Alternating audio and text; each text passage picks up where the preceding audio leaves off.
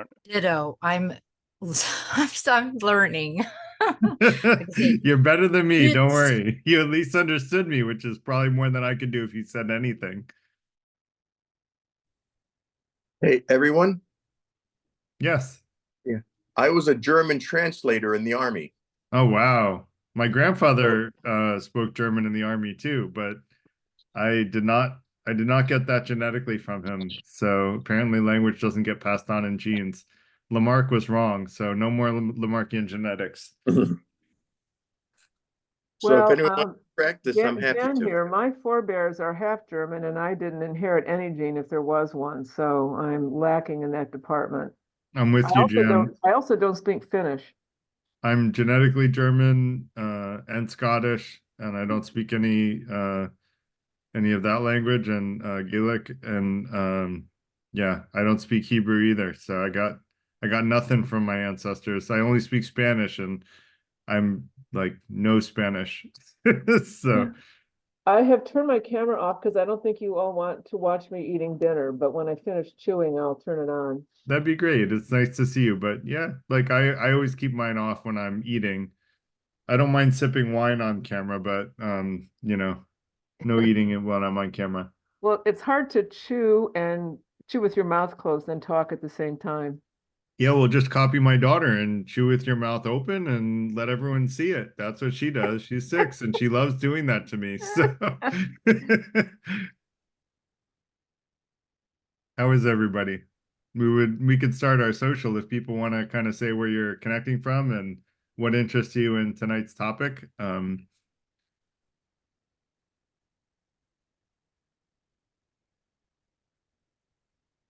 Which hopefully Remco will be here, but we'll give him time.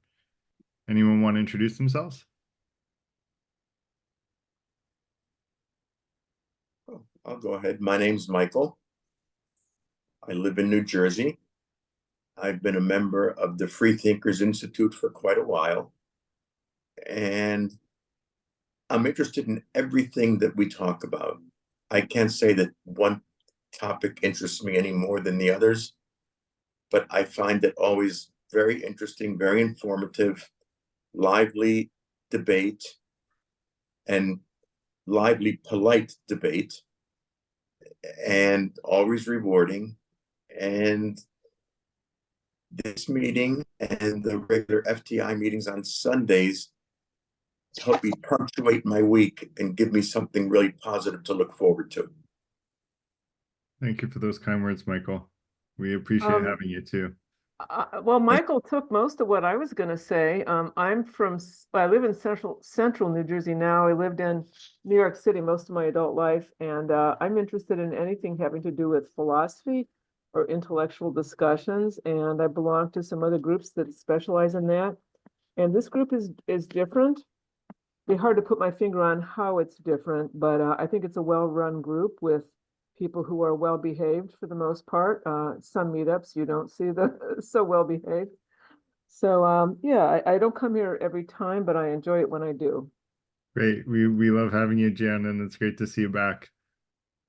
Jan, I'm in Mercer County. I'm in Union County, Okay. a bit south of you.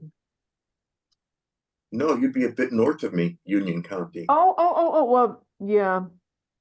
My knowledge of New Jersey is somewhat, I'm not proud of this, somewhat limited to what's along the path to get to New York. But I am learning more about the lay of the land out here in this great state. I think that's a Jersey thing, Jan, because that's what I know, like the trip to New York. So Yeah. you're about 45 minutes from me. I'm near Mawa in Allendale. So I somehow thought you lived in the city. no, I mean I did, but typical story, got married, had kids, moved to the country. So yeah. Mm-hmm. Well, Well, Jan, I I'm can sorry, see that Remco is here now. He Hello, is. Remco. Remco. Yeah, hi David, and hi Garrett. Hi everyone. I'm Good to see you, hoping Remco. for a real good hot discussion because I'm here to shake the tree, and let's see how we go. Even if we don't agree, and we don't often, but Well, that's what free thinking is all about, Remco, is having diverse opinions. the hallmark of an intelligent mind is the ability to disagree and agree to disagree after having listened to each other and understood each other. And that's a paraphrase, I believe, of shoot, who can get it before me? Shoot, I'm blanking on his Voltaire? name. What is it? Voltaire? Not Voltaire. I think it No. might have been Voltaire. I thought it was Bertrand Russell, but it might have been Voltaire. Something about I might disagree, but I'll defend your right to have your opinion, or some such statement. Yes, it Anyone was else want Voltaire. to introduce it was themselves? Voltaire. And go ahead, Remco. No, I'm just agreeing. I'm just agreeing. It's Voltaire that said that. Voltaire, yeah. Okay. Hi. Yeah, thanks. Then I got it wrong. I was thinking Bertrand Russell, but He might have repeated it. Said he agreed with it. Thanks a lot. a lot How of you people doing? regurgitate quotes. That happens all the time. So anyone else want to introduce themselves and where you're connecting from? Oh, there you go. Thank you, DLJ. It was Aristotle. It went further back. That's that it's a little different, but yeah, it's yeah, Aristotle is probably the one that I was thinking of, to be honest, but it might have been another one. Either way, we all get the idea. So let's move on. So who wants to introduce themselves and where you're connecting from and what interests you in tonight's topic? Jeff Emanuel up in Portland, Maine. Remco and I go way back. He's Cool. been to he's visited my house before. Nice. Yeah. Hi, Jeffrey. Great to Hi, see you Remco, here. how are you? I'm sorry. How are you? I'm very well indeed. Thank you, Jeff. And it's great to have you here. The numbers are a bit down this morning. I maybe the introduction was a bit flat. We had about 50 or 60 at the last one, but maybe they're late starters today. Well, I think that maybe since we switched the social period to 6:45, people are coming in closer to 7 o'clock. Oh, good. Yeah, I hope so. And Remco, I always find your talks well organized and stimulating. Well, I hope you will this one. I'm sure it will stimulate. I put a lot of thought into it. I was a little bit apprehensive with a predominantly American audience, but I thought, well, he has an independent view, and I checked all the facts. So anyway, we'll have a conversation, and perhaps a different reality might evolve. Let's see. Fingers crossed. Hi. This is Dave. Welcome, Dave. Where are you connecting from? California. Just drying off here. Squeezing out the socks by the fire after getting hit by the Pineapple Express. Yeah, I heard there's a lot of water coming down in the sky in California these days. It stopped yesterday. Oh, good. So we've got past our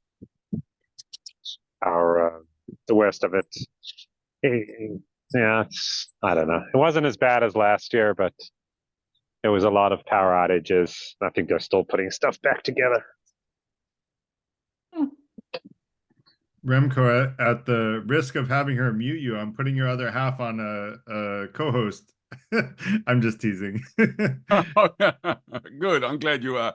Now, are you screen sharing with me? No, you have the ability to screen share when you want to, but we'll Oh, yes, we'll I have have it now, another yes. 8 minutes Yep. of social, and then it'll be time to start. Yeah. We should have about 30 RSVPs. We had about 60, 65 RSVPs, so I'm guessing we'll have about 30 or so people, a little over 30 people come. We'll see, but yeah, people are still coming in. Yeah. Anyone else want to introduce themselves and what interests you in tonight's topic? I'm Susan. I'm not real computer literate, but I saw the thing about the Reformation and the time, and it was funny because I was just kind kind of thinking about that for the last few weeks. That's been running over in my head, and it was great to see this come up. So I just want to listen. I like to just sit back and hear everybody's ideas and thoughts. I love new ideas. So Cool. that's it. Remco's got a lot of interesting ideas. So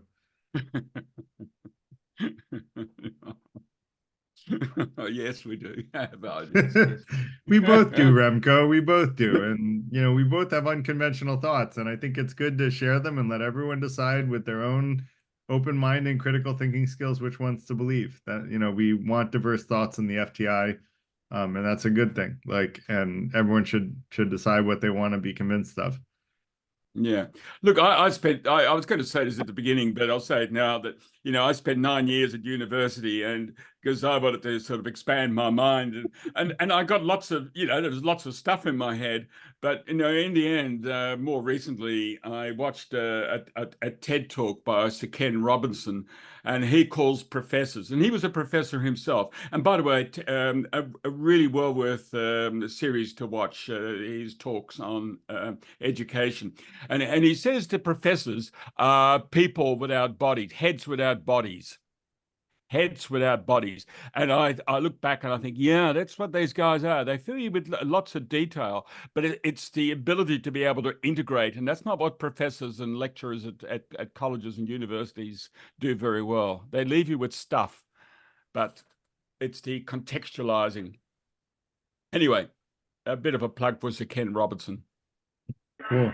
Yeah, I had a professor in college that taught me about the back and forth between romanticism and realism, like, you know, logic and emotion, and how that's been like an ongoing trend back and forth pretty much throughout history. And someone posted a couple of videos about that, you know, to the meetup. I forget which meetup it was. It might have been Toronto, but they were interesting dialogues from those videos.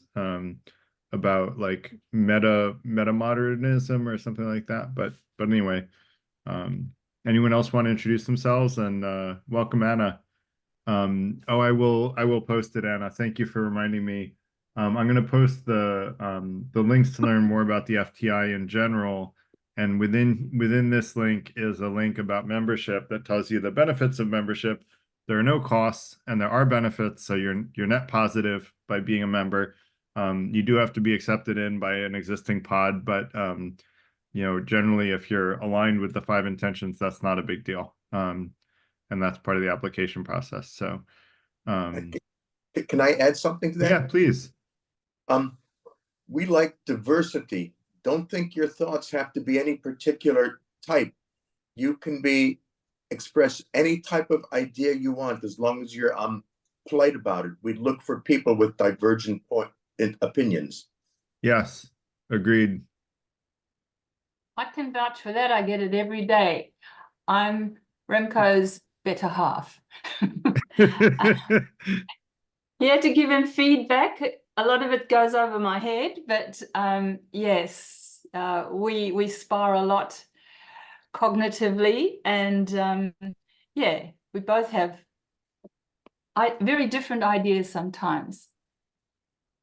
Diversity is the spice of life. I love that quote. So, I died. Jeff Emanuel. Where's that? Jeff Emanuel. I can't hear. Oh, Jeff Emanuel. Jeffrey. Quick question. Which period is this going to cover today? 16th century or 17th? Yeah, well, we look, we're covering the current era, Dave, but we'll just have a bit of a jump back 5 centuries, okay? We'll just have a bit of a look at the 5 centuries. I'm not a historian, but it's very relevant. Anyway, you'll see in a few minutes. Because you said Reformation, so this is not about the Reformation? Yeah, look, I was trying to downplay my write-up, trying to downplay the actual content.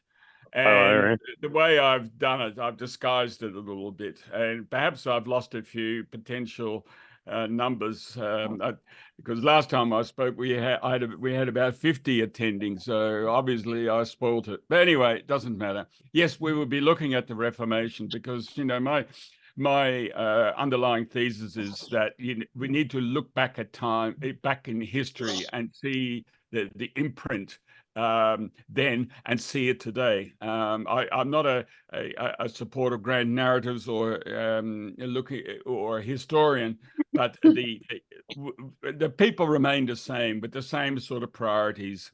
And you only have to read Machiavelli or The Art of War, which are still two very current books. The one by Machiavelli, by the way, is called The Prince. Highly recommend that book.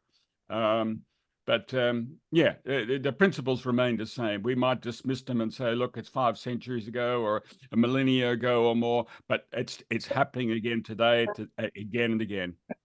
If I can agree with you, Remco, if you read The Prince, you will understand modern politics so much better than if you have never read The Prince. And it really opened my eyes to what's going on in international politics. Now, it's not ethical. I don't think that we should be electing representatives that use it. That's a different story. But understanding what's going on, you'll understand it much better if you read Machiavelli's The Prince. Sun Tzu's The Art of War is a classic, and I think actually has a lot of very relevant stuff too. And we should talk about that sometime, have an event on it or something. And then the other one is The 48 Laws of Power by Robert Greene, which is, I'm not fully through, but is really the most modern of the three. Yeah. Anyone else want to introduce themselves and say where you're connecting from and what interests you in tonight's topic? I'll introduce myself, Mark Witham. Please. Calling in from New Orleans, and I'm just a huge history buff. So anytime I can learn history, it's a good night for me. Great. Well, we're glad to have you. Thank you. Well, I'll speak if no one else. Yeah, please, Will.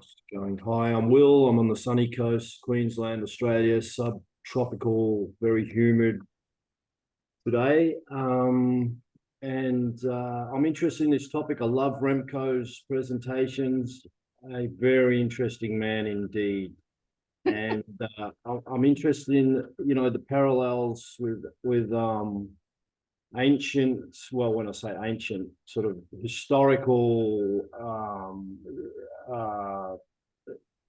events in history, the Reformation, because I think going back even to the Romans and further back 10,000 years, the human psyche is no different. Evolution hasn't had time to change the neurological construction of our organic computers inside our skulls. Nothing's changed. All that's changed is culture and the same personality types. And I think there's strong evidence that personality types and innate traits are hereditable.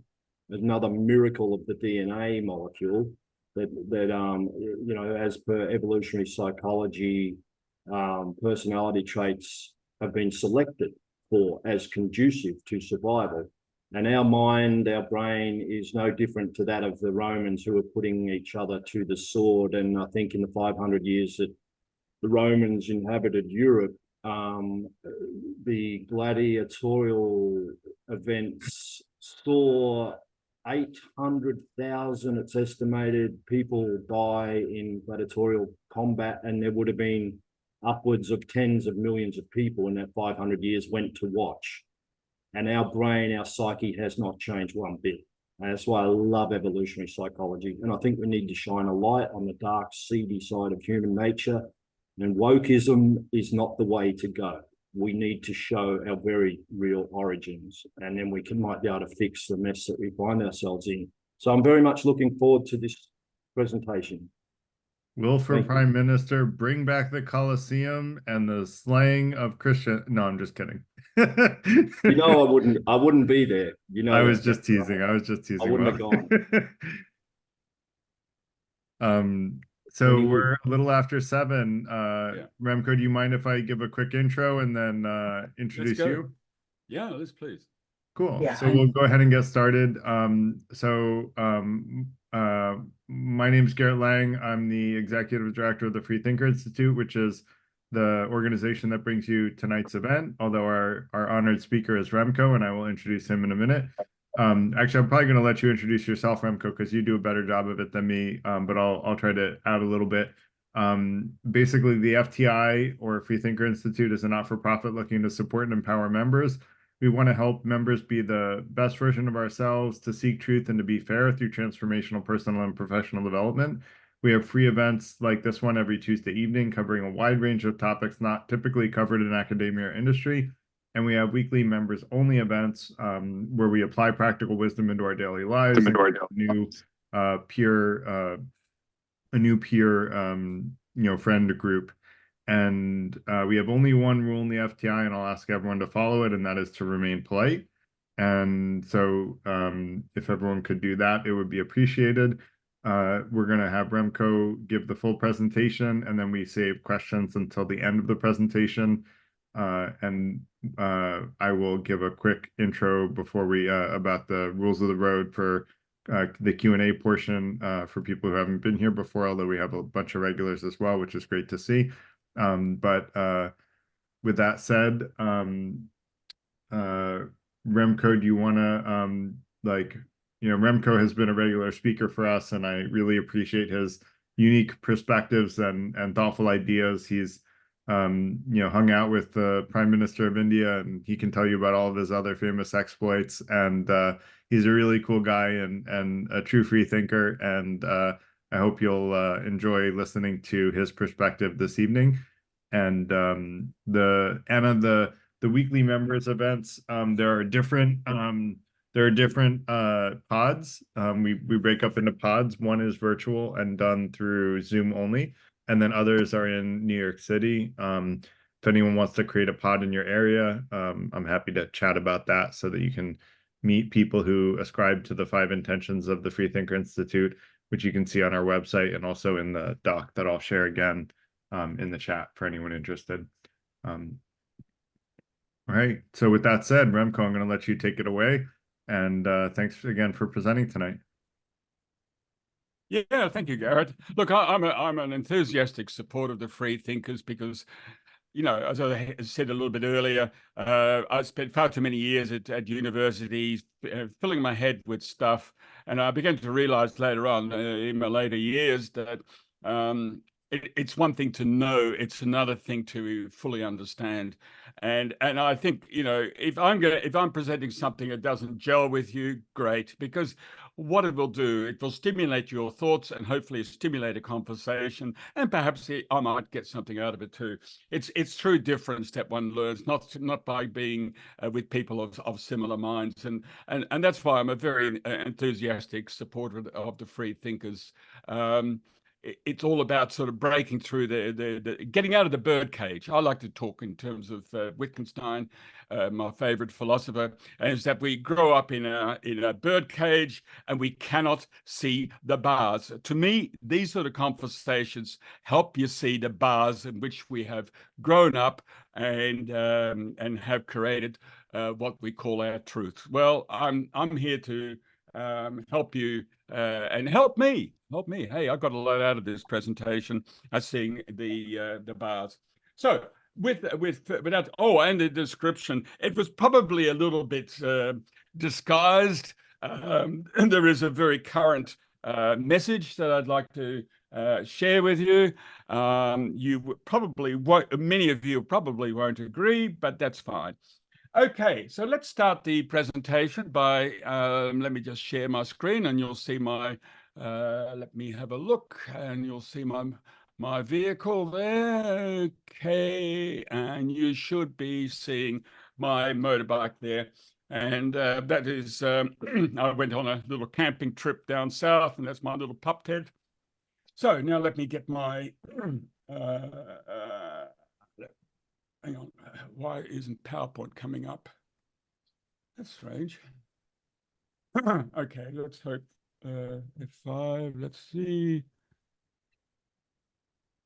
Technology. Now, why isn't my F5 function working? That's interesting. Okay, all right.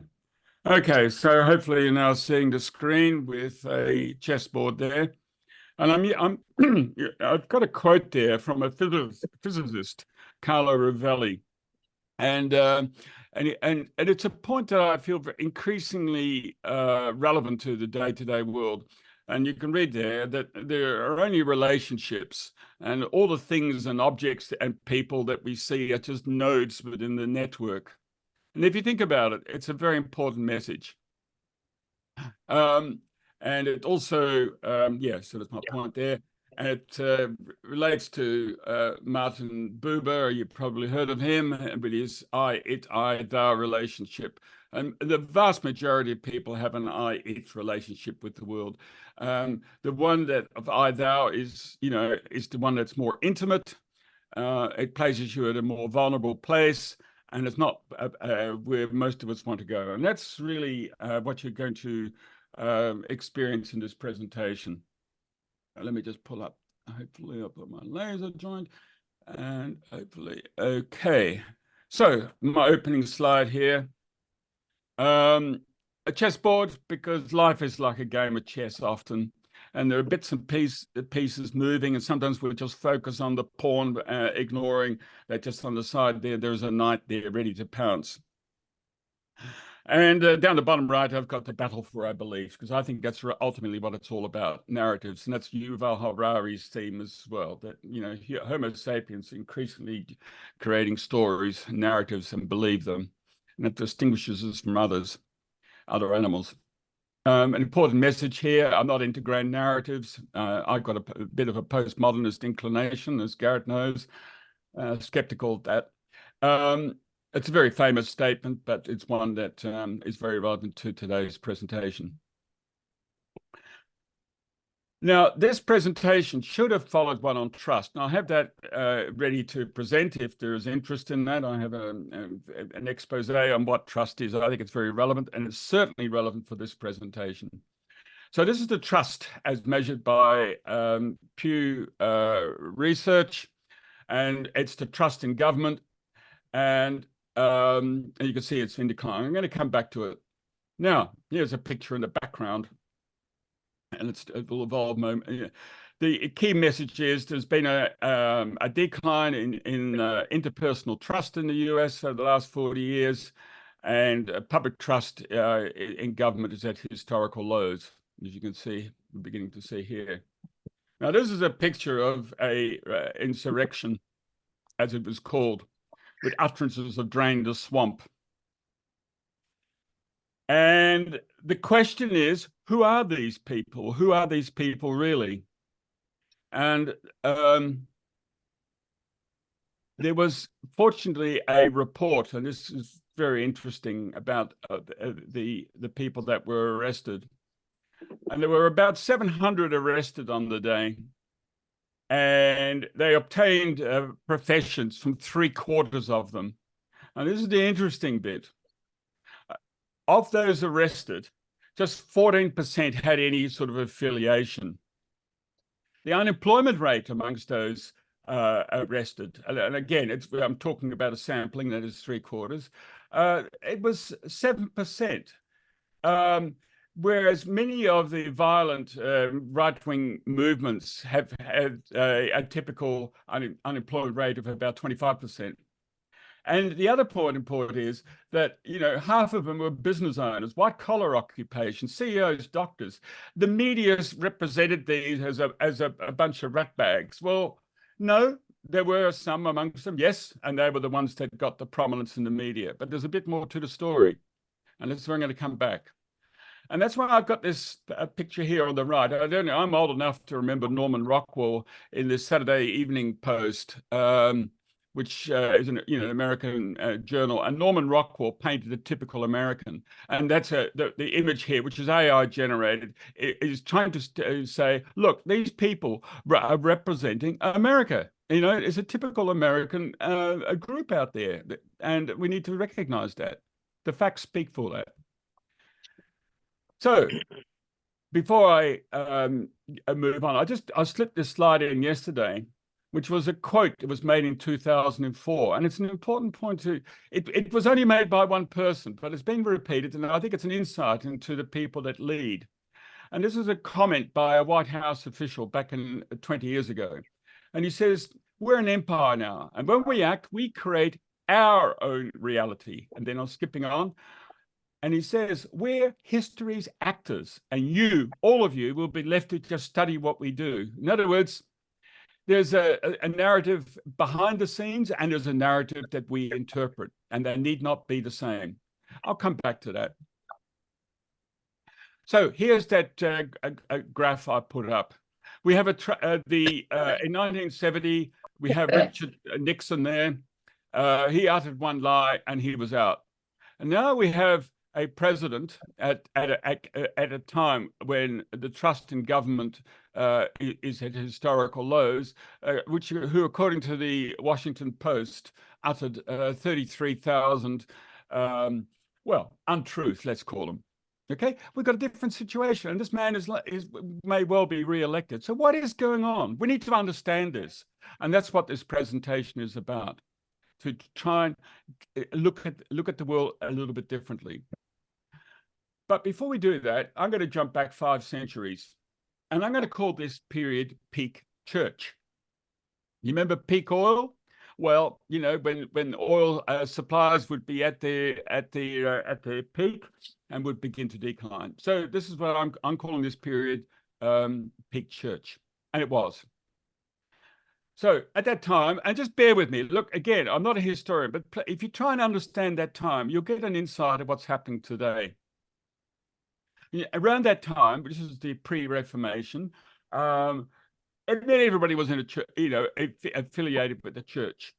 The official religion was either Catholic or Eastern Europe. You can read it down here. I won't read out all the details.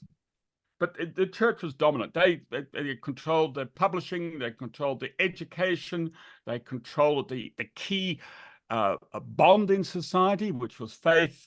And when there was, you know, any sort of weakness, you know, they enforced it with force, like through the Inquisition. So it was a feudal system. The church had monopoly over the faith, language, and held the respect. I'll put some little boxes here to signal sort of some of the key markers. You know, the peasants, as I have here, were bound to the land. The land was owned by the noblemen and the lords. And the nobility in return provided the military backup to the church. So the church was at the top of it, but they relied also on the nobility. So there was a strong connection between the church and the land and the forces, that is the nobility, and the rest of the majority of the population were working in the fields, as you can see in the image here.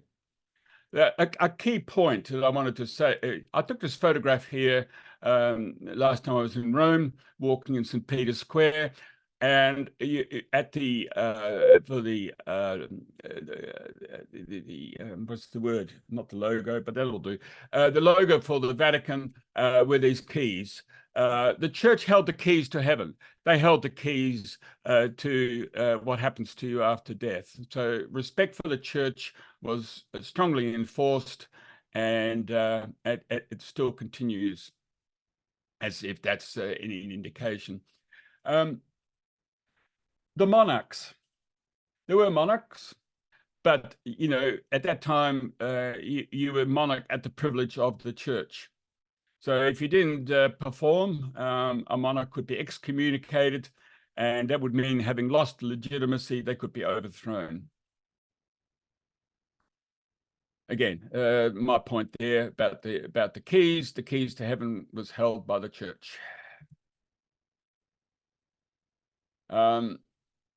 The Bibles were extremely laborious to produce, expensive, and it was tightly controlled by the church.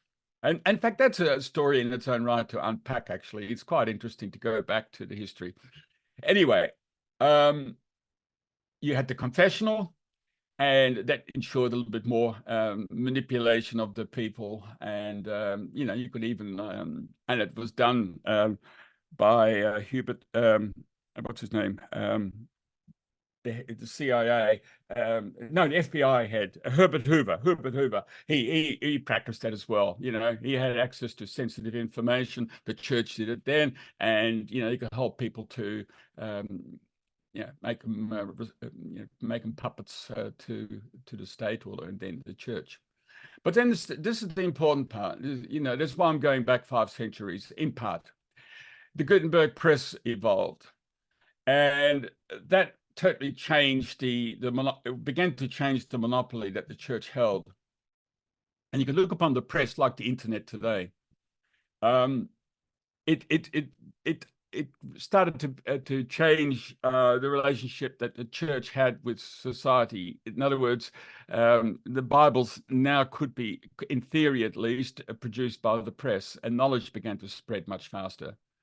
So the church, you could see, had 3 things that it gave them supreme power. And I put a line through it. One was, was the books. They've lost that now, or potentially at least, because there was some control still. Respect and also the language. I'm going to come back to that in a moment. And all very relevant to today. So at that time, the Pope and the clerics were adulated, and that was their source of power. So the question has to be asked: what's behind the facade of the church? And that's why that's what we're going to just explore very quickly. And the mechanism in here is what I'm going to show, and how it is relevant to today. Now, at that time, a man came forward, Martin Luther, and what he did, he was an Augustine monk. So he was a theologian and also a practicing lawyer, a very respected, intelligent man. And he nailed 95 theses about the church, and it began to reinforce growing discontent. So, and of course, at that time, the printing press was beginning to work furiously, and so the communication started to flow very freely. His concerns, I've listed them there. You probably know it, and I won't go down all the individual items, but he basically questioned the church. You can see and read it for yourself. He was an amazing man. He translated the New Testament. He challenged the church's monopoly on the interpretation. And the other point here, he emphasized the priesthood of all believers. In other words, you could have direct access to God without the intermediaries, the church and its priests. So those keys that I showed up earlier was now beginning to be weakened by this man. He had friends, and that's why he survived. I'll come back to that in a moment. So he had quite a major impact on society at the time. And again, he had friends, and that preserved his life, because I'm going to introduce somebody who didn't. Interestingly, he was actually he inspired a revolt, but despite that, he sided with the current social order. So there was a bit of a two-side to him. Anyway, okay, all of that will make sense. So Gutenberg plus Luther, I see as the precursors to the digital age, with a similar sort of pattern that we see today. We have affordability. Hey, everybody's got access to information, and groups can come forward and say, I've done my research. You know, I'm talking about QAnon. There was a challenge to authority, and there were reformative texts beginning to flow in society. Okay. It led to a peasant revolt. Now, you remember that opening slide of that so-called insurrection? That's what I have in mind, of course, but, a bit more. You can draw your own conclusions. There were 300,000 peasants that revolted. It didn't last long. It only lasted about a year. But it began to set the stage for a gradual abolition of the serfdom. The serfdom was preserved in good part by the church and led to a massive social transformation. Now, take note of the time, but the dates. Remember, we started in 1517. 7 years later, there was a revolt.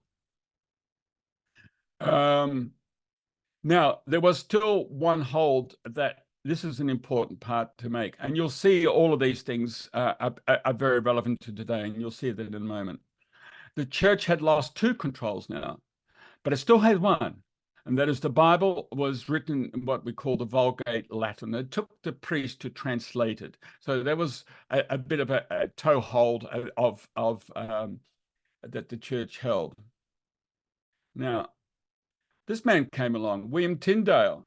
Now, William Tyndale was an extraordinary man. We barely hear of him, but he was an extraordinary man because he was passionate about giving the people access to the Bible, and he translated the Bible into English, and so allowed the bypassing of the Catholic Church in particular. But he made a mistake. He made a mistake because he also incorporated the ideas from Martin Luther and the other reformers of the time, like Hus and the like. And because of that, he was challenging the last toehold that the church held. Well, toehold is probably a little bit overstating, but so Martin Luther created the Bible, but as you can see here in the illustration, he was arrested in Antwerp. And he held his ground, by the way. He had an opportunity to rescind and apologize, and he rejected that, and he was garroted and burnt at the stake. So he became a bit of a martyr. And because, but the impact was long lasting. In fact, soon afterwards, King Henry VIII had continued on with, and anyway, that's another story there, but anyway, had major consequences. So I'm trying to point them out here, but there were social changes, educational changes, and church and monarchy power shift started to happen. So there was a shift from church to the monarchy. The monarchy became more independent of the state. And as I said again, Henry VIII was a spearhead of that. And society began to evolve. And by the way, just a little snippet as an aside. This is a little aside here. I put this image in here. If you walk into a church, you can see the time before the church, before the Reformation, and after. And here we see the altar at the front of the church, and the pulpit at the side, and that was pre-Reformation, where it was the spirit that dominated, and the priest had a secondary role. But after the Reformation, there was a shift where the pulpit moved to center stage and the altar moved to the side. Now. So, as I said, what happened, and just keep this in mind, and try to hold on to some of these these thoughts. You may be saying, why is this man telling me about this? Well, it'll become relevant in a moment. There was a massive shift in society. We had more state-centered systems starting to evolve. There was a shift in the power dynamics, and there was also an emergence of individualism, and that was important. Education blossomed. There was a growth of literacy. Schools evolved, and it was an encouragement to go and read the Bible for yourself. The monarchy benefited big time from this shift. You had a decline of church authority, and that was replaced by the monarchical system. You had the concept of sovereignty of the monarchs and independent rule, and there were far more democratic ideals. You might remember how King Charles lost his head. in part because, you know, the people saw through these through the monarchs, and they were now much more accountable to the people, whereas the church, as its precursor, had you know, got its authority from upstairs. Okay, well, what started to happen was also flags started to come, national flags. Okay, we had more, but I needn't have shown this slide. If you had new faiths also evolving. Science evolved. We had the Enlightenment, you know, the development of the telescopes and the scientists like Newton and Leibniz and others, philosophers. It was the Age of Enlightenment. It was a time shortly after the US Constitution evolved. But something also started to happen a bit later, but I'll come to that in a moment. Art changed. We had paintings which were previously more of the style of Rubens, more like propaganda tools, began to become far more independent, far more about the individual, and you had to like Rembrandt style paintings rather than Rubens. If you know what I'm talking about here, the very different styles there. You had a new economic framework starting to evolve, the rise of capitalism, and we had the beginnings of a modern state starting to evolve. But there's the important bit that started, you know, change doesn't come easy. And there was massive power struggles throughout Europe. There was vying between the various autonomous states, which was previously held together with the Holy Roman Empire. There was a temporary peace from about 50 years, from about the middle of the 16th century, and it was even a bit of a scramble by the Catholic Church to try and regroup, but a little bit of a counter to the Reformation.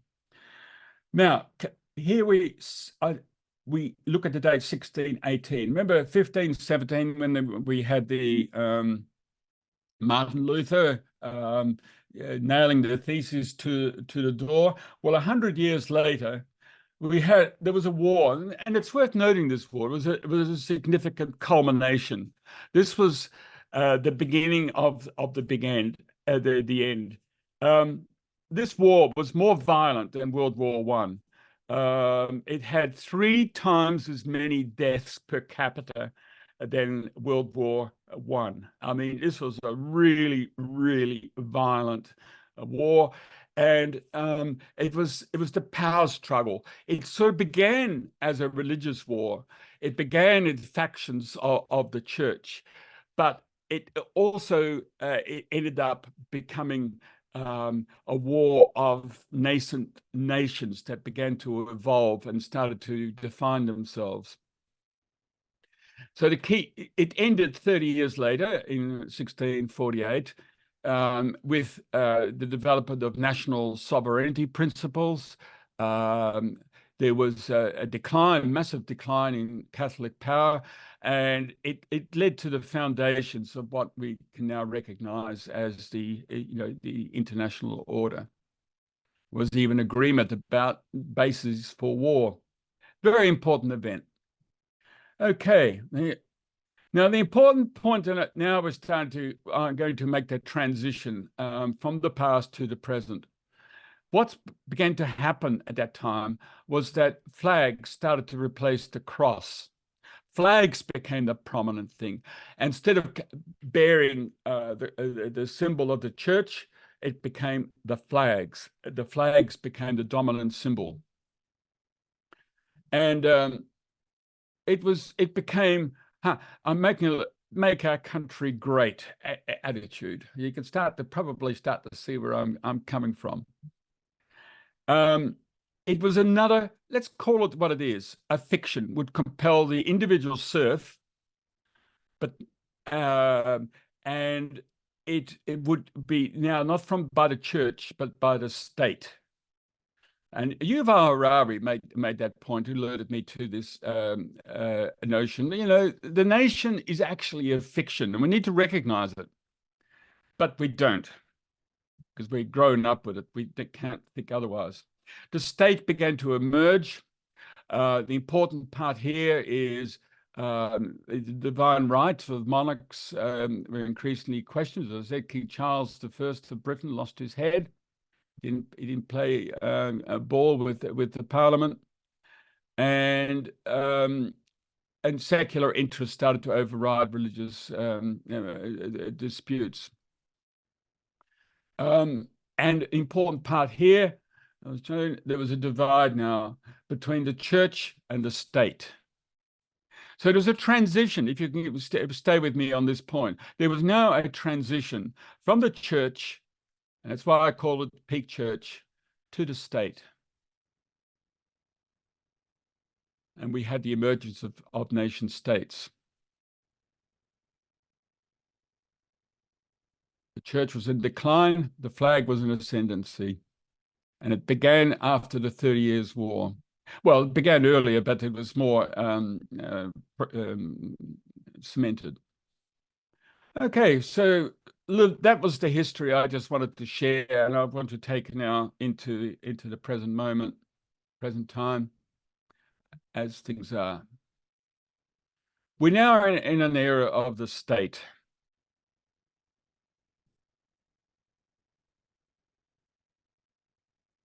We today have the internet, a bit like the Gutenberg printing press. And that undermines information monopoly that the state traditionally held. A topic in its own right, and I've got a whole collection of slides on this subject. We're not aware of the extent of these scandals, indiscretions, tax havens, and conspiracy theories that have resulted from all that. It is quite amazing when you look at all the, the tax havens, the ability to squirrel away $500 billion per year through tax havens. A Martin Luther is just beckoning to come forward to disclose I call them here indiscretions, scandals by the state.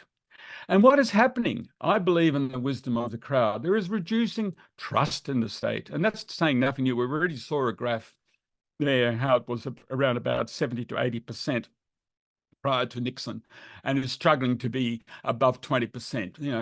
It's around 20 to 25%. Because even if those things are not fully disclosed, I think the people are sensing it. There was also a bit of a shift. I just slipped this in. That's a little picture of Daniel Ellsberg, and he had difficulty in getting his Pentagon Papers, which you might remember, which disclosed how the government was lying to the people, getting it published. He went round to, it was the New York Times that eventually reluctantly is probably not the right word, but it was the New York Times permitted to publishing, whereas the other newspapers said it was unpatriotic. And it was about the bombing of Cambodia in particular, but that was not the only thing that the government was lying to the people about. Now we've got another challenge, and it's the whistleblowers. So I've got here who, what, and what they said. Reality winner. And she leaked the files on the election hacking by Russia.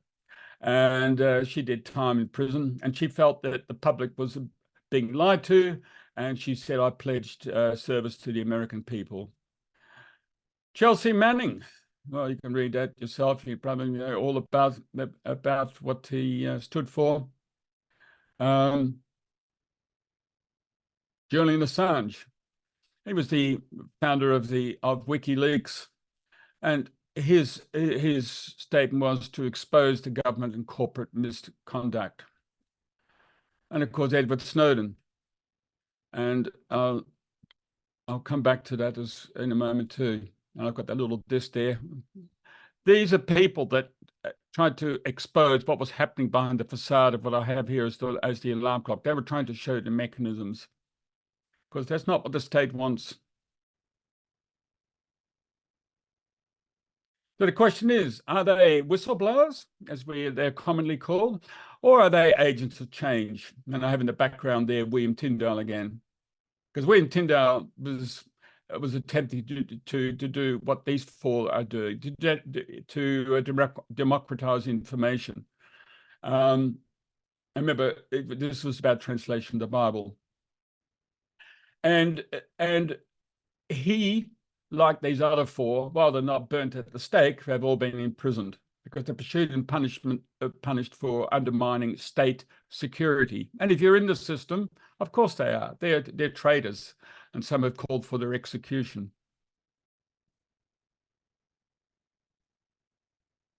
So you've all seen that. So what I'm suggesting is that these whistleblowers are undermining state monopolies on knowledge. But let's look at Julian Assange just briefly.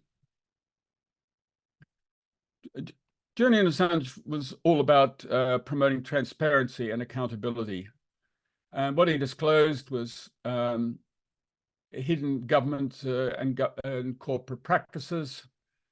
And he had left a lasting legacy, of course. He redefined what journalism is. He tested the boundaries of what ethics are. Remember, Daniel Ellsberg was struck dead as well back in 1971 when the papers didn't want to publish the Pentagon Papers. And, you know, he had quite a major impact. Because he's accused of espionage, you can read all the issues that he exposed, and it promoted other whistleblowers to come forward or to get into action. He ran and was jailed. He sought political asylum in the Ecuadorian embassy in London for 7 years. It was revoked, and he was arrested, put into prison, and he's now facing extradition to the United States. But you know, he was at least not executed, but he certainly weakened the monopoly of the ruling power.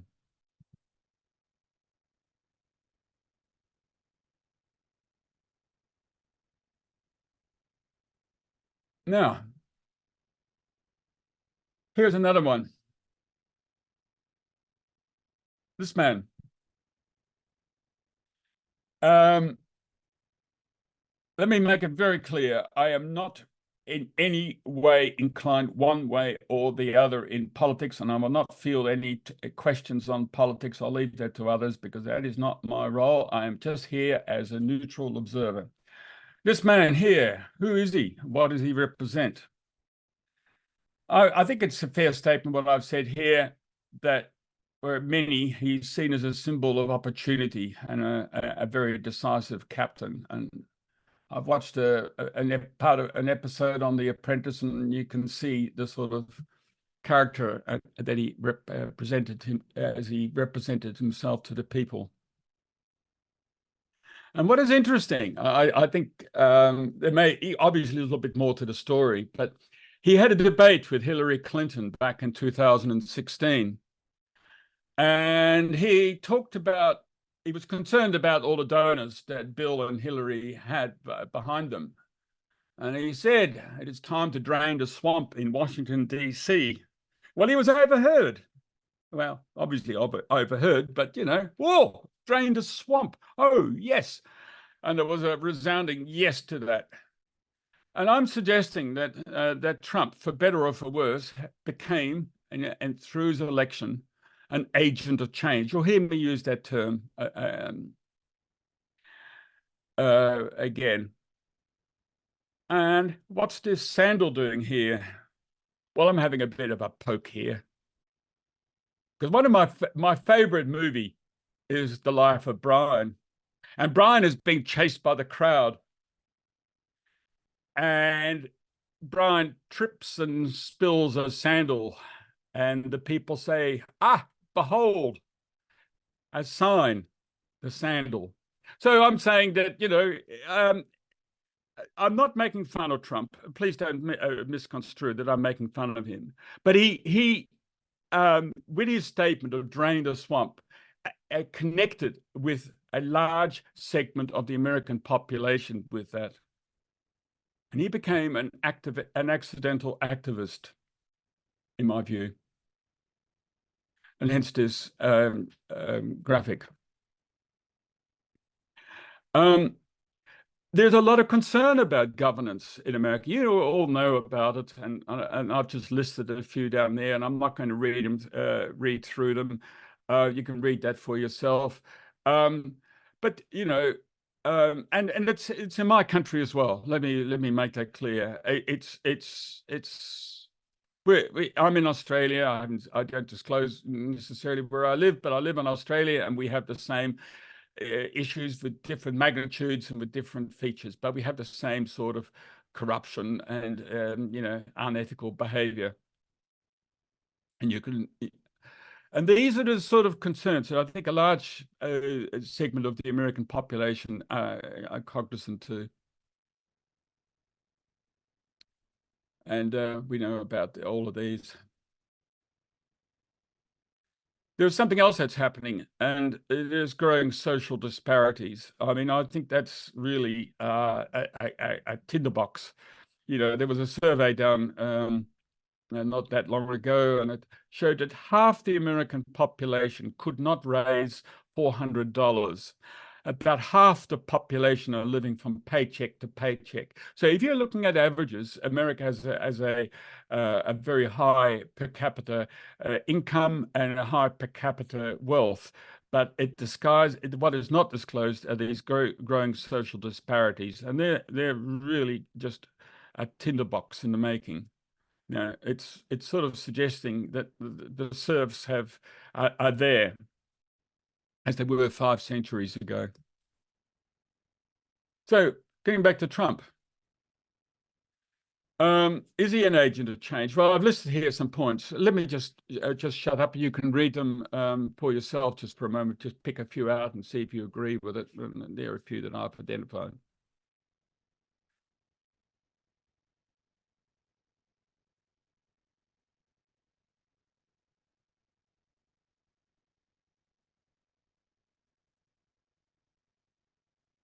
Okay. I suggest he qualifies as an agent of change. Of course, what we don't know, what we can debate and can speculate, whether it is for better or for worse.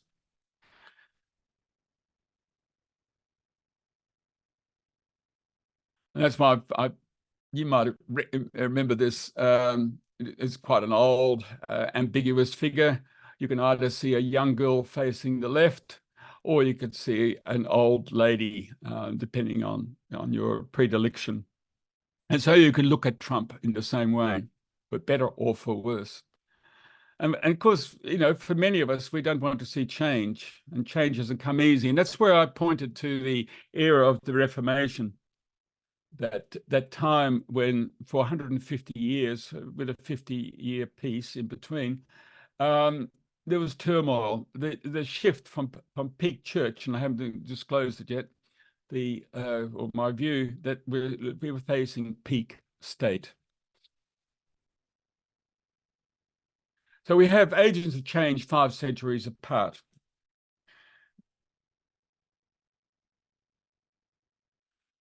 The target was the church. The agent of change, Martin Luther. The impetus, well, that was his 95 Theses. And that was 5 centuries ago. Let's look at it today. The target, government. The agent of change, I suggest Trump.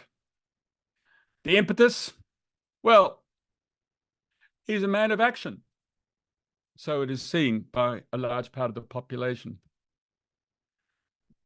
So Martin Luther, and that's the important bit on why I put it in red, Martin Luther created awareness of corruption in the church by theses. I should have pluralized it, shouldn't I? Theses. Donald Trump engaged awareness. So, you know, to me, I've coined the term the Brian effect. He was an accidental activist and pointing to, you know, to state corruption. I think let me just say, I think he's an abomination of a man. I have no time for the man, but I have to be, you know, have to be honest and neutral. And this is how I'm trying to convey it. An American family member was most upset by this slide I have here. I've got Martin Luther here saying, who's this Dummkopf? Who's this idiot? Looking across to Trump. But these two, in my view, are agents of change.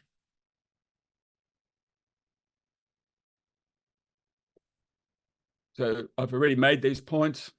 You can read. I don't think that the evidence is that Luther intended to split the church, which he did, or incite a revolt that he rejected later.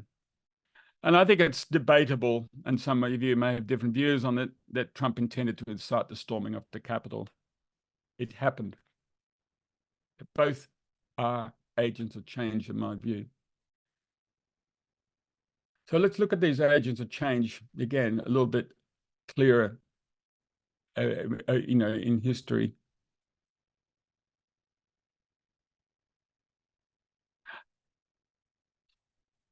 We know them. And I mentioned Daniel Ellsberg, Edward Snowden, you know, and Greta Thunberg. They're nucleated. They came out and people are identified with them, nucleated.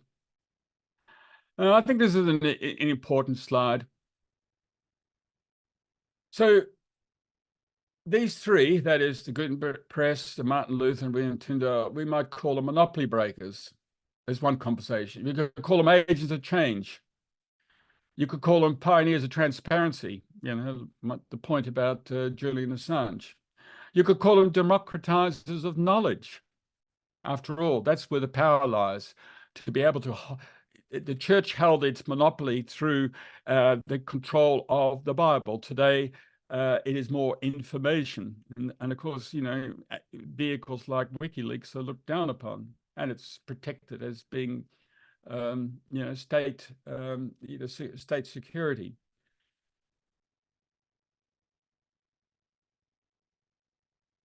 All of these would have had titles. Gutenberg press, subversive. Luther, he's a blasphemer. William Tyndale, heretic. Each had to be punished in their respective ways. Today, the conversation, the vocabulary is a little bit different.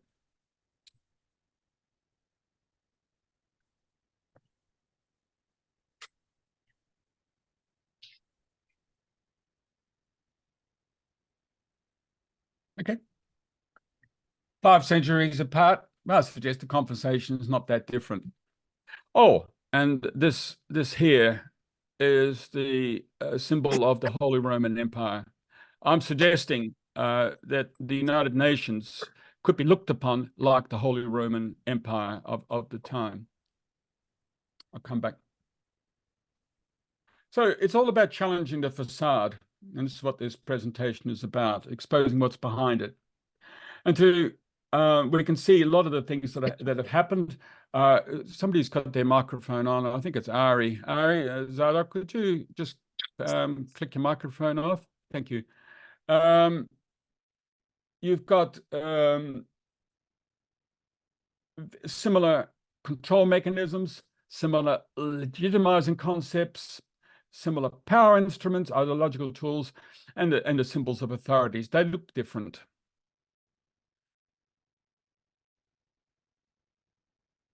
So today we use the word state security. We'll call him a traitor. Then it was called heresy. It was, in the end, I would suggest about power. And again, I just mentioned earlier, and I've got a presentation sort of in the making about the scandals and of the state. And, you know, for example, the OECD presides over the tax havens.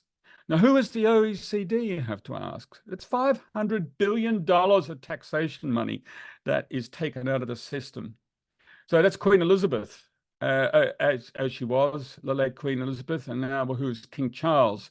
You know, they were caught up in the Paradise Papers. They exposed that they had funds through tax havens. I think it was in the Bahamas, wherever they were. Anyway, the point is they were participants. So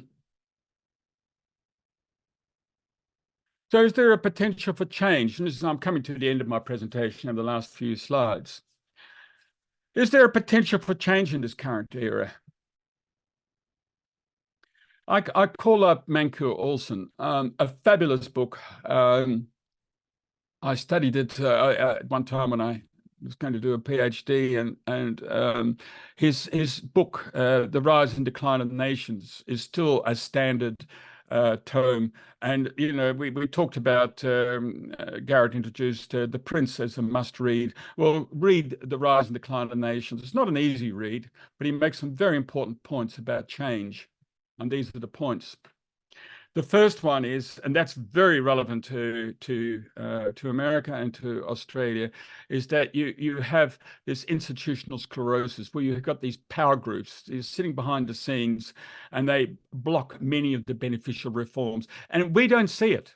We just don't get to see it. I used to represent the chemical industry. I was the executive officer of the Australian chemical industry, and I used to fly to Canberra periodically, and yeah, it's a past that I don't normally disclose because I feel embarrassed that I had that role, and try to represent that industry as the industry's perspective. And then the politician's role is to translate what the industry was seeking in a way that it was digestible by us, the voters. No small point. And Mancur also makes the point that a country will run down its resources, its capacities, before it makes the necessary changes. And so we saw that, for example, in Britain, when Margaret Thatcher came to power, the country was on its knees. And when Britain joined what was then European Community before it became the EU, New Zealand, who was relying on the market, the British market for its dairy products, found itself in a powerless situation. And two characters, Douglas and Lange, the Prime Minister, Douglas the Treasurer and Lange, the Prime Minister of the country, came in like Margaret Thatcher and cleaned up the country. It got rid of its motor vehicle manufacturing and a lot of the sort of tariff protected activities.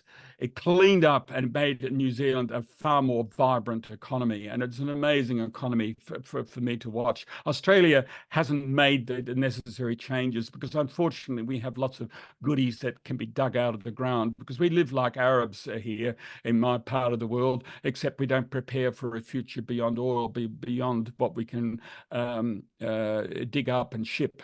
And so we're not in this stage yet, but you know, it's possible that America is now close to that. It still has a lot of vibrancy. Perhaps that vibrancy in being a service economy might hold it there.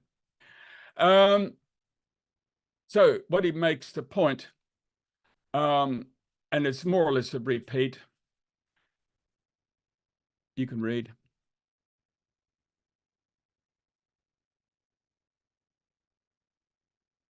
So we need, you know, a situation where there is no option when you're in the basement. And when you're in the basement, it's like after World War II, Germany and Japan stepped forward because the institutional blocks that developed economies like Australia and America have are no longer viable. It's then when a country gets up and cleans up its act. So this is an important point that Mancur makes, and he has lots of examples from that. In other words, and this is my point, it doesn't happen during periods of comfort. We don't want to go there, but unfortunately, that's how we think. We don't. There's too many forces in democracies to make the necessary changes. So in the last couple of slides now, and this is worthy of a total exploration. This is meant to represent, I think, Musk. So So is the next era evolving for a ruling elite? It is a question, and the digital era and what it might consist of. Because after all, we're now in a situation, as this slide projects, what was once, Russia and America and now China and India, but we're now getting this.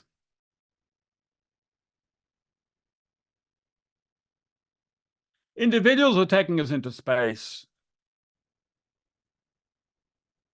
So my question is here, are they emissaries from our peak state taking us into the new digital era? It's a question, and it depends on where your crystal ball, how clear your crystal ball is. But certainly the state is now weaker than it has been. And again, we have to ask, who is the state really? Do we really need the state? And the extent of the encroachment of the state. And with that, thank you. And thank you for listening. And I'm looking forward to hearing some views from you. And Garrett, I'll stop sharing the, let me see if I can stop.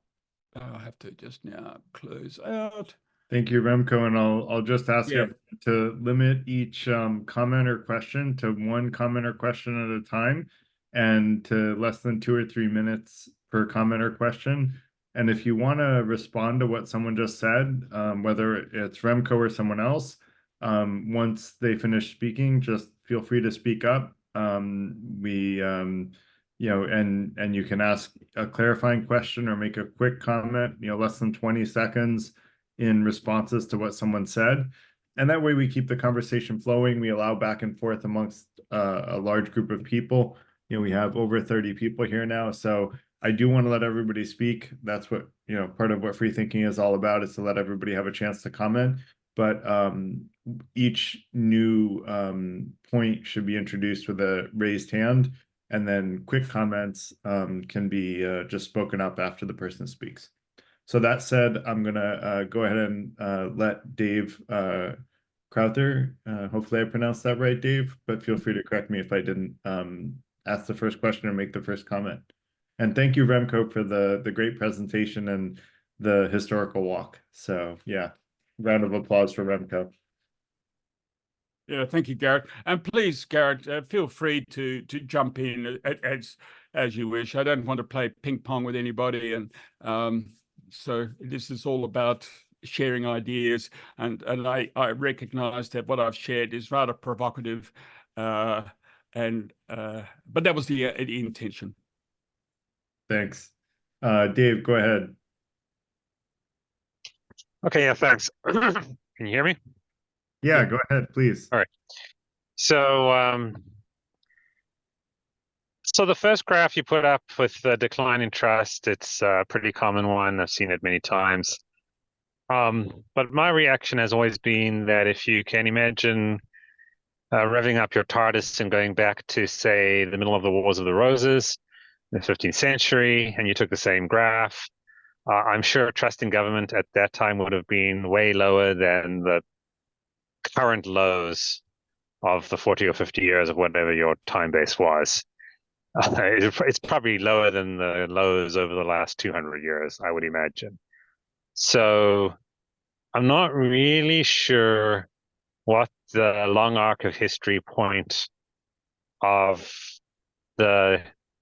these graphs of saying the decline in trust in government or in social trust is. In that we've clearly gone through periods of low points and higher points in that over thousands of years. So I'll get your reaction on that.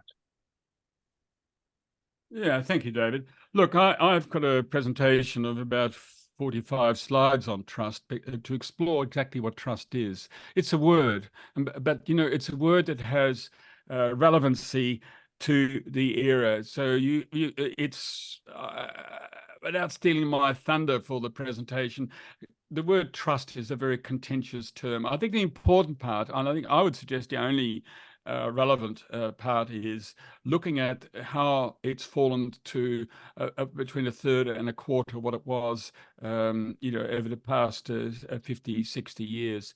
And I think that is the important part. There has been a shift of sorts. However, let me qualify that as contentious. So to go and take, because as I said, I have a bit of a sting at the end of my presentation about exactly what trust is. So what I'm trying to say is I don't think you can make a comparison between using a graph of the current era to a time earlier. Trust is something about a tribal connection, and I think that's what I would take out of it, and I wouldn't take it any more than that. And if you're saying that 25% is okay, well, that stands remarkably different to the level of trust in countries like in Northwest Europe, where it runs at 60 to 70%. Interpersonal trust and also trust in governance. So there is a mark difference between the United States and some countries in Europe. Did I answer your question there, David? Well, yeah, but I guess I'm not. So you can define it however you want. Yeah. But if there is no consistent definition over the centuries, then you're just saying something happened over the last 30 years, but something will happen over the next 30 years. I'm not sure. I mean, okay, your entire presentation is connecting Martin Luther to Trump. So I mean, I've picked War of the Roses. It's on the eve of Martin Luther, right? It's 50, 60 years before that. But I'm sure the serfs were not happy. When people aren't happy, trust is low. I mean, that's just how the world works. I think that's always been true. I'm sure people are unhappy in 44 BC at the time of Julius Caesar. So I don't know what, I'm not really sure. I see this graph a lot. It's a very popular thing, especially in the US. I'm not sure if you're US based, but I never see the exact point of it. I don't know what to do with that. It's like, okay, so people are unhappy, but it doesn't illuminate anything. If you say it's tribal, well, are you going to say that because in those times people were more tribal, so they had higher trust? But I just can't believe they were happy, right? They were running around killing each other in bigger numbers than we are right now. So I don't know. I don't know if it's answered the question, but anyway, that's my comment. All right. Look, there's an opening here for a presentation on trust, and I'm going to suggest in that presentation that we're misconstruing what the word means. There's a popular conception. I don't think it stands up to closer scrutiny. I think the Pew Research, by the way, was the PEW research, was the source of that graph. And I'm contesting it. I think there's good reason to question it. Anyway, thanks for your question there, Dave. Great. David Dittamore. Thanks, Gary. A very interesting presentation, and I really have questions about quite a bit of it. But if I'm allowed one topic, I have to say Trump, because he's the most dangerous man in our country right now. And I'm very sorry that you have been taken by him. I compare him to the Pied Piper of Hamelin. He has hypnotized apparently about 1/3 of our population, but he is a reality TV star, TV star. He was given $100 million by his father, and over the years, he's frittered away almost all of it, gone bankrupt 6 times. And as I recall, well, he came down the gold escalator, but one of his first deals, I think they hired 50 actors to be his crowd. And his first pronouncement is, "I'm so blankety blank rich. I'm going to do this all on my own. I never will ask any of you for any money."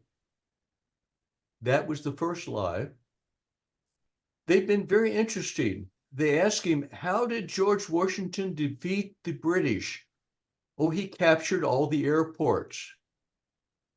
And the Access Hollywood tape, he talked about how he grabbed women by the genitals and he could walk up to any woman and kiss her without her permission. And the evangelicals just ate it up because He said he's going to do away with abortion. He's a scourge. He's terrible. And he talked, because Nikki Haley talked about how he's going to decline. So he started bragging about this IQ test I took about dimension, and these 6 things I memorized, and I always remember them. And he gives a list of 5 things. David, can I just cut you short here? David, I'd like to cut you short here. I think we all know that. I'm sorry, I don't want to disparage you or just cut you short, but I think the point is, look, if I'm going to just say it, I consider him an asshole. All right, okay. Why would you mention him in the presentation? No, I don't want to get into a political discussion here. I consider him an asshole, but that doesn't mean that I cannot see him as an agent of change. Just like, for example, a conspiracy theory is an unfortunate title because behind a conspiracy theory, there is a communication. Behind Trump and all that facade that you just identified, there is also another communication. And that is what I wanted to say. Well, beyond the facade. If I can, David, if I can. In his crowd, there were policemen beating other policemen with flagpoles. Now, if you want to say that's America, go right ahead. But I think it was the most disgusting thing I ever saw in my 76 years.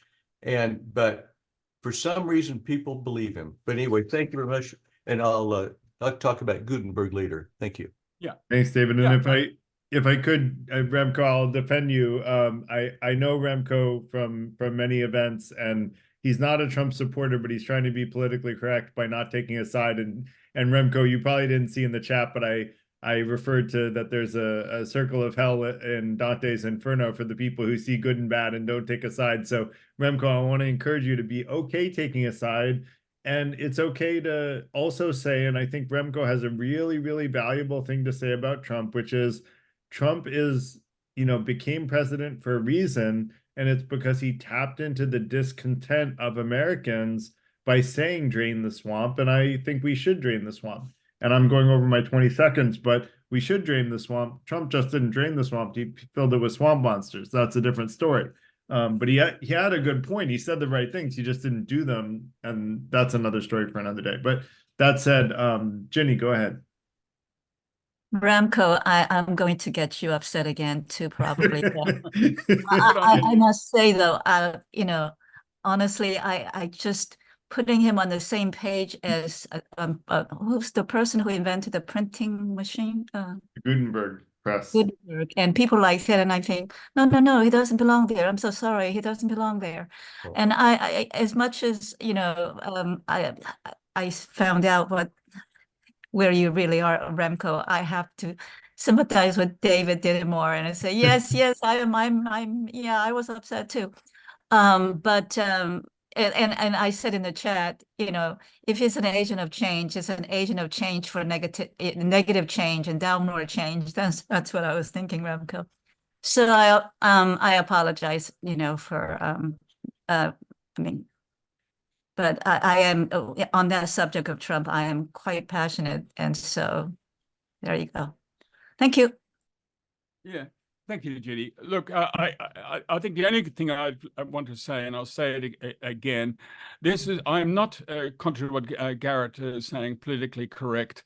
I look at things objectively, and I remember my opening slide was about Carlo Rovelli's quote about there are no things but relations. I think if you had that in mind, you could start to look at these people with different eyes and see who they represent, who is drawn to it.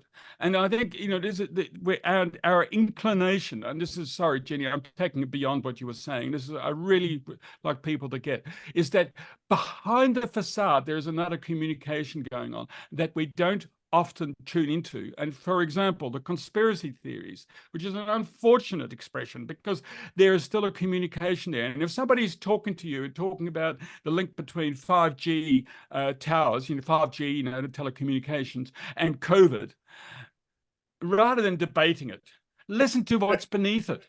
Listen Yeah. to what's underneath it. There is distrust underneath it. There's distrust. That is the communication, but we tend to sort of block our ears. So with Trump, yes, he is everything. And I hope that you took my heard what I think about him. That doesn't matter. The point is that he is representing to something that is of need to a large percentage of the American population. And that is the point we need to get. What is it that he represents? And I try to associate it, with the idea of draining the swamp. That's enough for the purpose of conversation. That's why I'm supportive of the free thinkers, to get us to think beyond the bleeding obvious, to think beyond what the media is saying, think beyond the 33,000 lies and the abhorrent man that he is. Yes, but there's something else. And if you're not getting in touch with the something else, then you're missing out. And this is where thinking about it, and hopefully I've stimulated some thought there. But thank you, Jenny. I'm sorry I got a bit carried away there. But I was very apprehensive in sharing this presentation, and as my dear wife Di will know, that I was sitting on hot coals because I think I'm going to get flamed in this presentation. Perhaps I am.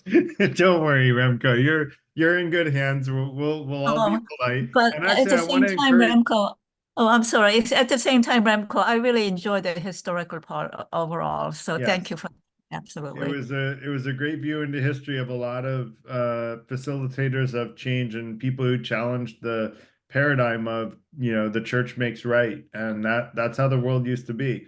Anna, I want to encourage you, if I could, to raise your hand, because we really want to get diverse opinions in this group, and I think you have an opinion that may disagree with a bunch of other people, and I'd really like to get it out there and to better understand your perspective. So if you're open to it, I would love to hear your perspective. That said, I'm going to go to David because his hand is up, and we'll keep going through the list. Yeah, I'd like to talk Gutenberg now. Steven Pinker's book, Better Angels of Our Nature, I think the subtitle is Decline of War and Violence Over Time. An amazing thing to me, it was like 500 or 600 pages I plowed through, is that Gutenberg pumped out Bibles for 100 years. And you think, wow, that's when the world got better. Au contraire, it was the next 100 years when he started pumping out what I would call the dime store romance novels. Because up until then, you'd conquer a village and you cut off the heads of 100 men, you put them on pike poles surrounding the village. And when you started reading these stories about average people, said, oh, maybe we shouldn't do that. And the world got more peaceful. Now, I didn't get perfect yet, but it was a powerful influence to me, and I was very interested. But I do agree with Luther. And the interesting thing is, in churches, I've been fortunate enough to see several of the cathedrals in Europe, that back in that time, it wasn't that the people couldn't read Latin. They couldn't read at all. Completely illiterate. And that's why in the stained glass windows are the holy figures.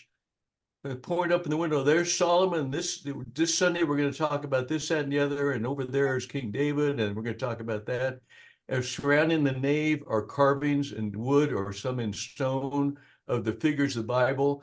And that's how the priests told the stories. Yes, when they finally could read, and they could read the Bible for themselves. And of course, and that was the interesting thing. Typically in a Lutheran church, you don't see all that statuary because the people can read, and that was the big change. But anyway, a marvelous presentation. Like I say, just to agree with you about Mr. Trump. Thanks. Bye. Yes, indeed. And remember also, David, that the church held control over education, and they had a throttle on society. So it was more than, as you rightfully pointed out, more than just translating into. Well, paper was a very rare thing. The idea of giving anybody books, I mean, it was impossible in those days. Yeah. Yeah. Sure. Yeah. Look, and just to emphasize it again, I wanted this presentation to us to look at the status of the state. And to see it and nationalism, and see it as a form of religiosity, and to see it like that. That was my view, that we're seeing we're in. I view the situation as being peak state, and the state is protecting itself. And there's a great book, by the way, Albert J. Nock. It was written in 1935, an American, and he calls it Our Enemy, the State. Yeah, it's a good read. And his point is that the state behaves like the mafia. And remember, the mafia is liked in some parts of Italy. Anyway, thank you, David. Thanks, David. Jeff, go ahead. Remco, that was a fabulous and very balanced presentation. I'm impressed. That's a hard thing to do in the world we live in today, and I really appreciate it, and I learned a lot. So what I like to focus on is not Trump, but the agent of change argument as it applies to our current day. I'm a firm believer in the silent majority. I think if you go back in time and study voting trends and who votes, the vast majority of people don't. The presidential election gets a lot of attention, but if you look at state and local election participation, it's very low. The state I live in has a top 5 reputation statistically for voter turnout, and you get, 30% for a local election if you're lucky. And in a very contested gubernatorial race, maybe you get 50. Presidential elections seem to be running somewhere between 45 and 60, depending on who's running and what the circumstances are. That's a lot of people that aren't voting. And I think the reason Trump won in 2016 is he got people to vote that hadn't voted in the past. It's hard to get statistics on that, but that's my understanding. How many he got, I don't know. We are a country that is populated by a lot of interesting people, but the majority are fairly apathetic. They do not pay attention. They aren't well read. They don't watch the television news. They don't read newspapers. And they especially don't pay any attention to the internet unless it's sports or betting or, the kinds of entertainment that we can get. Porn, hate to say that, they still make more money than any other industry on the internet. So we're in an interesting inflection point, as Remco points to. Which way are we going to fall? I think that Mr. Biden has shown to Americans that his approach to governing, as opposed to what he ran on, are quite different. And I think it's fair to say that a lot of people aren't really sure who's running the country. Is it really Biden, or is Biden a puppet? It's hard to say. His mental acuity is subject to at least question. And his energy level and his passion for the job, it's really hard to tell. So I think going forward, this country owes itself an opportunity to step back and away from the incitement and the anxiety and the emotion that the last, maybe let's say 8 to 10 years has stirred up, exacerbated by the pandemic, and start looking at reality. What is reality? What is the best way to move forward? And not take ideological positions that refuse to bend. Yeah, thank you, Jeffrey. Yeah, exactly all of that. I can't disagree. I think the issue is that there is a system of governance that was established as that's why I had the clock. It was established by the Constitution 200 years ago.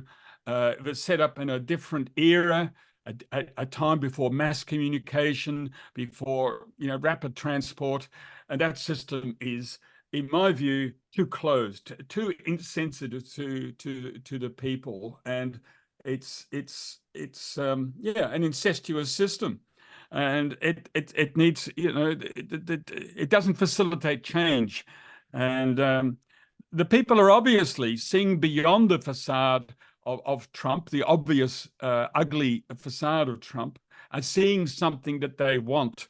And I think this is what all my presentation was trying to do, was to try to create awareness that, there is a need, and that need is being perceived to be you know, but by the man of the Apprentice, the assertive man. They're looking for somebody who gets past the bullshit. And you know, I watched Hillary Clinton on TV, and then a person said, "She is inauthentic," she said. Hillary Clinton is inauthentic. And I remember her finger wavering at the television camera. And I thought, what's this woman saying? But you know, that woman made me think, and that's what really triggered off this presentation. I thought to myself, who are these people really? They're like facades, and they represent something else. And that interpretation is made by people that either don't vote or are seeing a need. Anyway, that's why I went back 5 centuries. I'm not particularly interested in history, but I felt the pre-Reformation era provided a basis for thinking in a different way. Whether I achieved it, time will tell. Thank you, Jeffrey. I hope, did I answer your question? Or Yes, you did. Thank and you. we all have to remember that somehow the statement history is doomed to repeat itself. Yeah. Maybe true, but I'm not so sure it's doomed. Maybe it's a good thing. Well, I hope so. I hope so, because, you know, I mean, it took 150 years for the consequence of Martin Luther to finally work its way through, with a lot of violence in between. And I hope what we're seeing at the Texas border with Mexico, I hope that it's not a seed for a significant turmoil. Changes resistance when you have a system 200 years old and closed. And I see it as closed. We might vote with enthusiasm, but the outcome is not necessarily what the people want, I would suggest. Yeah, I think what's happening in Texas is not getting enough press, to be honest, like where you have the national forces being forced out by state forces. That's a very dangerous sort of situation that sort of reeks of civil war. But anyway, let's let Charles go next. Yeah, I just wanted to also, second the point that Remco makes, which is, I think there's been a lot of, hysteria around Trump for good reason. He's a terrible man in many respects and terrible businessman, even before he started running for president. And that's well known. His flaws and faults and all his various shenanigans are well known. But what is amazing is that, for all the hoopla around Trump, all the attention focused on him, a few people who are critics of him, I shouldn't say few, but many people on the Democratic side who are critics of him still today fail to understand why people voted for him in the first place. After all, he was popular among half of the country. And I think Remco makes a very good point about the change agent. Because if you look at the 2016 election, it was about establishment versus, the anti-establishment candidate. In fact, before the election got that far, we were slated to have, another Bush versus Clinton, 2 political dynasties. And in the end, we almost got Trump versus Sanders. And to keep in mind, Sanders is also another anti-establishment candidate, another change agent, very populist message that was able to tap into the economic immiseration and all the problems around the country. And many people supported him, even though they were also sympathetic to Trump. So that shows the broad swath popularity that many in the elites, whether liberal or conservative, had missed. And it was only due to a concerted effort by the Democratic Party itself, including Michael Bloomberg putting $1 billion to defeat Bernie Sanders, that we got a Biden versus Trump election. And keep in mind, Sanders was polling ahead of Trump for much of it. So this is not just about Trump. This is about a very sclerotic elite that's lost touch with the rest of the country. In fact, if you ask around the country, not in the most liberal places or the most educated elite places, most of the people around the country do not care about all the allegations around Trump. And I'm talking whether they're independent, liberal, progressive. There are many people who don't care about these issues. And yet, people have been fed all the anti-Trump as if that's a solution for many, many years, and look at where Trump is in the polls. He is actually favored by prediction markets to beat Biden. And yet people are still taking on this failed strategy because they don't want to understand why he is popular, what are the causes of grievances and miserations that cause Trump to be popular, and come up with a solution to address these issues. Just simply, hatred of Trump is not going to do it. Thank you. Yeah, if I can jump in real quick, Remco, I'm going to agree with Charles. I think that there's a sense of entitlement of right and left that they're going to get voted in 50% of the time, statistically speaking. And I don't think, Democrats or Republicans feel a strong sense of representing the populace. So I'll agree with Charles there. I do think one represents the populace more than the other, but I'll leave that to each person to decide for themselves which one I'm referring to. But I think Charles has a really good point there. So let me let you go, Remco, in response. Yeah, no, you said it all for me. Thank you, Garrett. That's the way to look at it. And again, I keep saying all the time, look beyond the facade. And, the fact that the word conspiracy theory hangs around is an indicator of how we are inclined to dismiss by labeling when there's actually a communication behind it. It might have been low utility, but there is a communication. I think we need to be open to that.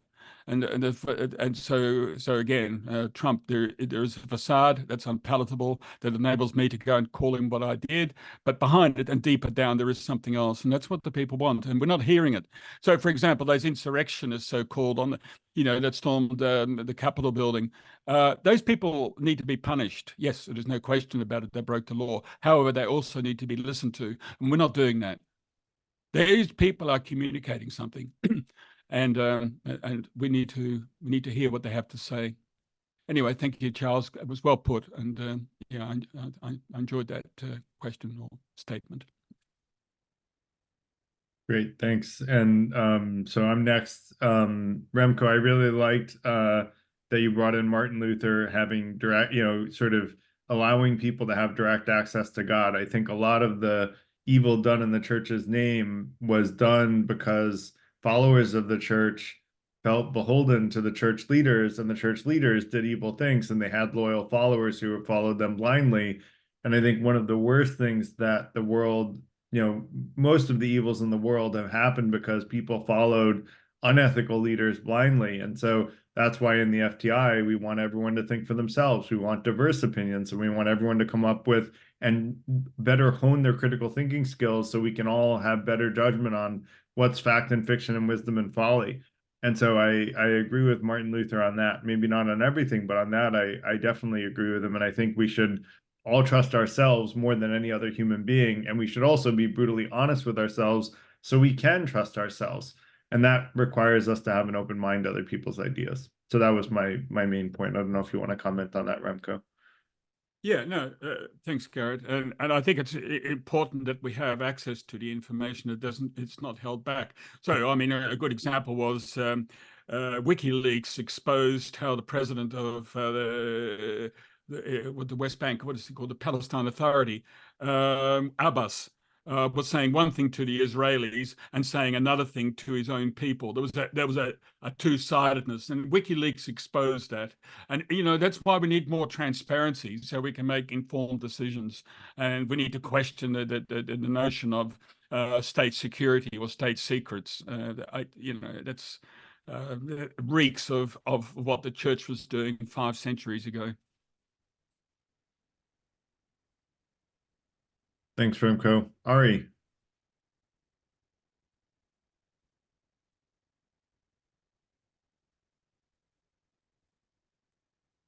Hi, sorry, I was trying to figure out how this all works. This is my first time here. Can everybody hear me? Yes. Yeah. Yeah, so I wanted to make a bit of a counterpoint. I heard a lot about, and this is very interesting. I heard a lot about inauthenticity and people really not trusting. I heard, Hillary Clinton mentioned as an example of politicians, the Democratic Party. My take on this is a little bit different. I think that governance is very complicated, and for the most part, it's very boring. And for most of our history, people haven't really had access to see behind the curtain, see what's going on. And then, you have the internet explode and just information goes hog wild. Everybody can get access to all sorts of things, true things and a lot of false things. And so that facilitated a certain amount of engagement by a lot of people who were never interested in politics before, as you said. Then, along comes an entertainer, someone who knows how to play for the camera and make a witty remark. And the people who can't tell the difference between a good idea and a bad idea, and a right thing and a wrong thing, well, they can definitely hear that person who sounds nice and who is saying something catchy, gets their attention. I definitely agree with the point that there's discontent, but I disagree with the idea that someone like Trump is actually answering that discontent. I think it's more that he's presenting a really shiny package and saying whatever people want to hear, and they attach to that. Meanwhile, you have serious politicians, people who actually are technocratic, trying to actually work the problem. But it's really hard for them to sell an actual solution to these really complex problems that have, a solution that requires a lot of deep thinking is not something that you can present in that shiny package. It takes work, it takes thought, it takes, reading a white paper or 10. And I remember in the 2016 election, hearing Hillary talk about either it was jobs or it was the border, I don't remember what. But no, I think it was jobs, actually. And she gave a really cogent analysis of the problem and talked about, the dozen steps required to kind of address it. And I am sure that all the people that voted for Trump would have gone right over their heads because it wasn't flashy, because the nature of a serious solution to these tough problems is not flashy. And the nature of Trump voters is that they don't have the knowledge or the attention span, maybe, to really take those tough solutions that are not all, it's not all good news. It takes sacrifice, etc. They're not receptive to that. So in my analysis, it's kind of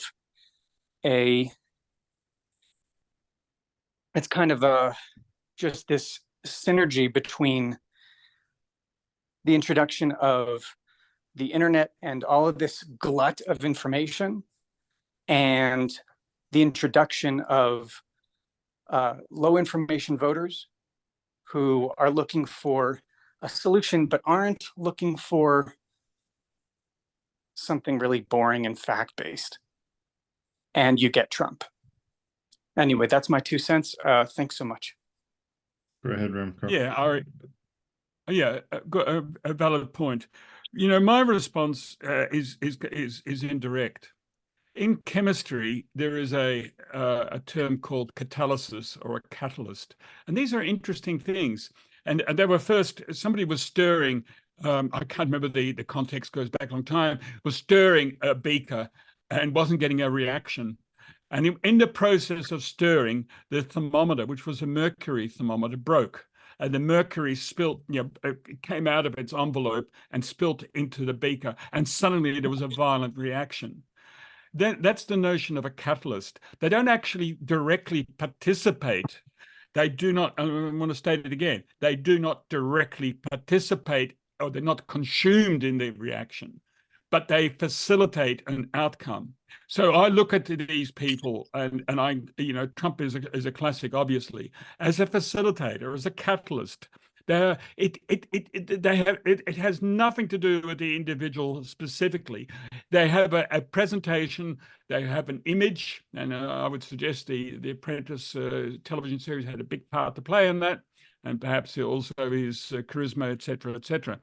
I think in the end, he may well just be, and history might discover, that he's just a destructive agent of change, a destructive agent of change that has brought about the conditions for a revision of the system of governance. And that's all history might say about this man, and little else. Yeah. So that might address your comment there, Ari, and that of Charles and David.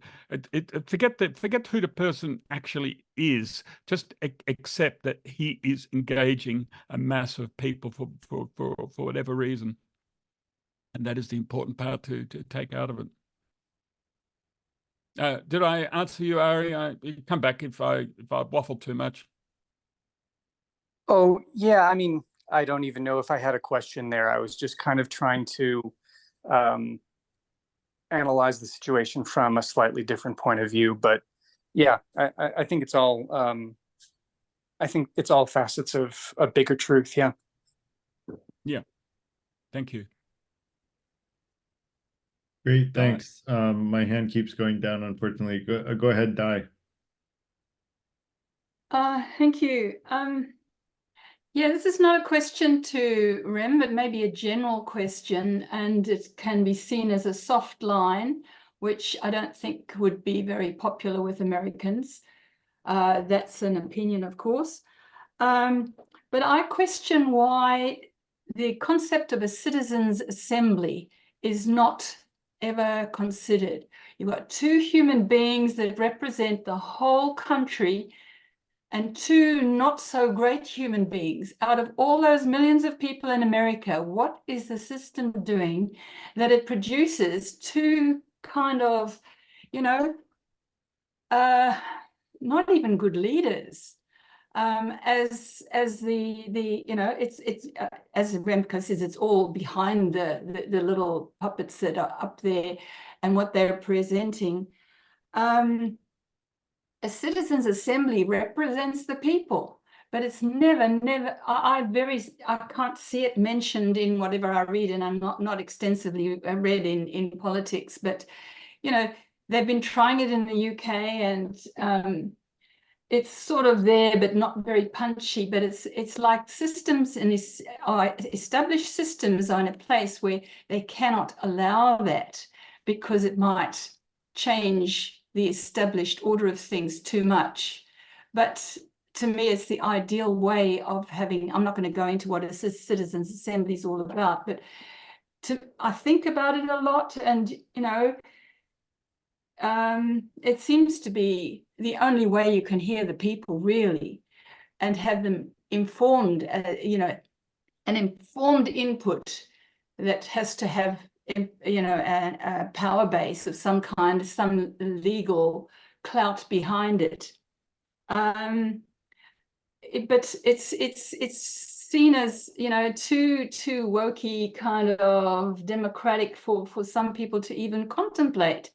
They sort of seem to focus on individuals that represent toughness, strength, and a decisiveness that people are desperate to have someone decide for them, because they're not going into, they're going into the internet and getting overwhelmed with all the information coming at them, but sort of, the guidance is not there. And again, I come back being an educator myself, is that it has to start in the education system.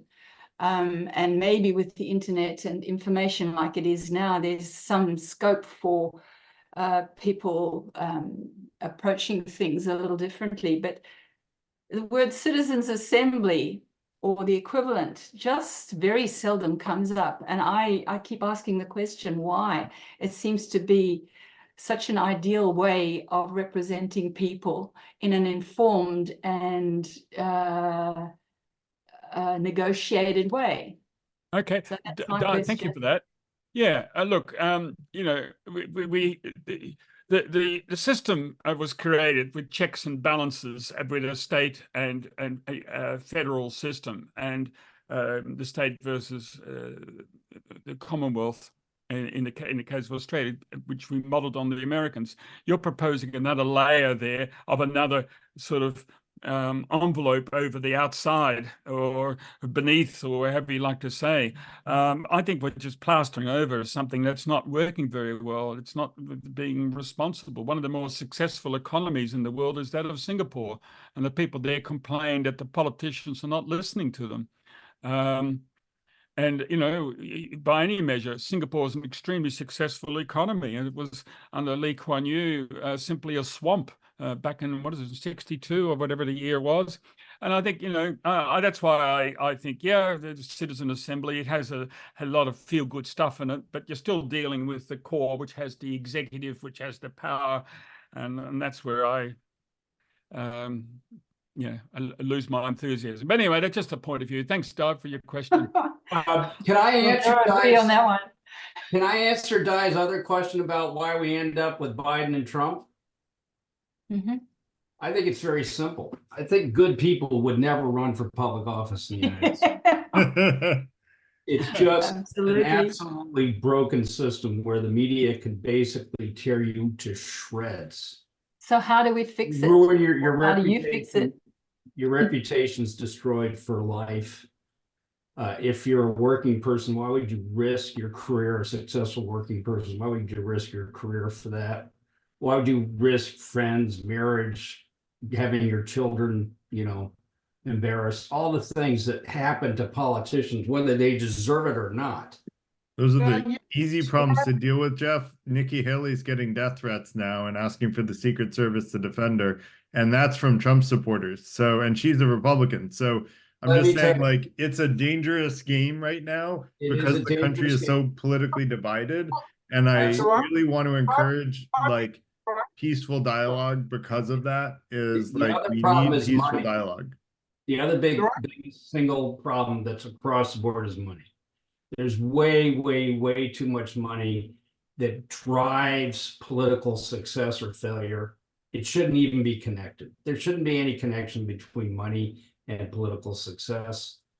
We let the system run amok a long time ago. It's gotten worse, not better, with the passage of Citizens United by the Supreme Court. The system's broken, and the length of a presidential election is proof positive that the money that you have to raise for 12 to 16 months of running for office is just obscene. And they should limit it to a 3-month election period, and each candidate gets a stipend. Yeah, I agree. Jeff is saying, I mean, they control the process. They're not allowed to raise outside money. And, you know, individuals should be allowed to speak at the voting box, not with their wallets. And that's a Citizens United thing. We held another event on that where basically you're allowed to buy political power with money in America now because bribery has been legalized by the Supreme Court along party lines. And I'll challenge each person to figure out which party it was that legalized corruption. But now corruption is legal at all levels of government in the United States, which is a very scary place to be. Those of us who are not, it's not top 1%, it's the top 1% of the top 1% who control the vast majority of wealth. So it's 0.01% that have all that influence and can basically write all the laws more or less by proxy. So that said, I now lost my hand for like the 6th time, so I'll try to not let it go again. So Charles, go ahead. Respond what Dee said before we. That was What's the that? response. We were in a response to Go D, ahead. right? Go That was ahead. a response. Yeah, that was a response to the comment going on. If you have one too, David, go ahead. Just back up what Dee said about why not have a citizen council. And Remco did start to talk about that. Remco did not talk about what you guys brought up. How does this affect that structural issue of the money corrupting the governmental power process? That's a giant one. I'd like to see how Remco fits that in. But my response to Dee was about and Remco was getting at this, that we have a three-part government. The executive is sort of limited to acting on the laws. It's the legislature that is the community voice. That's where everyone's supposed to be heard and it's debated out. The executive is focused as with the leader to carry out the laws. Supposedly the powers in the legislature, and they can limit it with budget and laws what the executive does. So we have a structure that doesn't allow for a group of people as the executive. It's a different concept altogether. Yeah. Would it be possible for me to kind of respond quickly to D before without skipping my turn? Yeah, go ahead. Yeah. So I think a lot of people mentioned a lot of great points. I want to bring something that's not typically talked about, which is that I think that we in Western society typically think of equality, well-functioning government as being the norm. And I'm going to propose something that's counter to that, which is that inequality is actually a norm of society. If you look throughout history, the equality that we had post-World War II in Western countries is actually an anomaly, not a norm. And that is because, basically Europe blew itself up. A lot of people were drafted in the military, so people had to make good on their sacrifices. And the United States, in order to also kind of compete against, communist Soviet Union, needed to provide, and as well as the West, needed to provide greater welfare in order to keep people happy and not rebelling and not turning to, communism. So the norm throughout history is actually for power to continuously snowball into greater power. That's going to manifest itself in political power as well, to be able to entrench the institutions among the powerful. And the opportunity is often created by new technology, new forms of media transmission of thought. So with the rise of whether it's cable television or social media, you're actually going to create greater opportunity for those with power to further entrench their interests. So I think what we're seeing, aside from all the things that everyone else has already mentioned, I think is actually a part of historical norm and not a anomaly. So that's kind of my response to D. If nobody wants to jump in, I'll go ahead with my other thoughts. Yeah. So with regards to why Trump is popular, I think there seems still to be some consternation about that, and I can maybe provide some macroeconomic perspective, which is that essentially since the 1970s, United States went through a massive deindustrialization process. If you actually look at the working class, those without a college degree, their average income and wage has now risen in 40, 50 years. That is a shocking level of stagnation, if not regression, when you compare it with the rest of the country. And the globalization, I'm sure Gary has done meetups before, but I think overall, most economists would say that globalization actually brought net benefit to the United States. But pretty much 90%, over 90% of that went to the top 10%, 1%. So given all those factors and given all the job losses, especially in Rust Belt states, industrial states, how is it that people who lost their jobs, were part of working class, wouldn't be furious that nothing was done for essentially 3-4 decades? I mean, they've heard all the solutions, all the stuff politicians talk about, and nothing was done. Also, look at Democratic Party, where their base used to be working class, and essentially since the last 20 years has shifted increasingly toward educated urban elites. In fact, today it is far more representative of the top 1% interests than even the Republican Party. So keep those factors in mind when considering why people have grievances. Again, I agree with everyone that Trump is an awful candidate and somebody who is only maybe shouting about people's problems but not providing adequate solution. But in order to fix the Trump problem, the only way to do that is address people's problems, those who have grievances, and not simply attack Trump. So I'll provide another example, and people may miss, is that for the people who vote for Trump, all the attacks in the media, all the investigations, is actually a badge of honor for Trump, precisely because how much trust has eroded. That when they see mainstream media, mainstream institutions saying Trump is a bad guy, and all sorts of things, they actually see, hey, this is a guy that's finally standing up to the establishment. If they're willing to attack him this hard, it means he is not part of the system. Okay, so this is very ironic to me as I see those who want to take Trump down do all the things that makes him more popular among his supporters.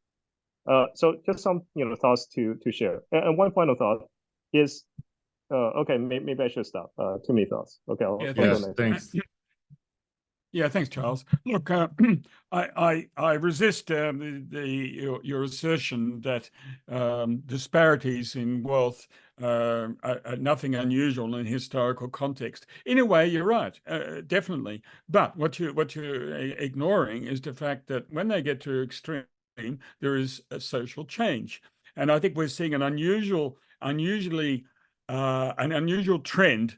Where there are enormous concentrations of wealth, hence that last slide where I showed Bezos and Musk and Branson going into space. I mean, that's an incredible situation where individuals are able to play the roles of the state. The percent of GDP going to wages and labor has fallen quite dramatically in the United States and in Australia. There is a concentration, there's a flow of wealth to the owners of capital. Your basic minimum wage in America recovered about 2 years ago to where it was 50 years ago in real terms. There's been, despite the enormous productivity gains, they've all flowed to the owners of capital, and that is these are stresses that are being expressed and that are not being dealt with, and I think I think we're seeing that. Look, this is a little bit of a personal view, but I suggest we are blind to the stresses in our society. I don't think you can say that, well, look at we've had that in the past. Yes, they were in the past, but there were then massive changes. For example, the ending of the church, and I think we're going to see a change. Those disparities that I've mentioned have to be dealt with, and they're not being dealt with, and they're being institutionalized, if anything. And the fact that the Democrats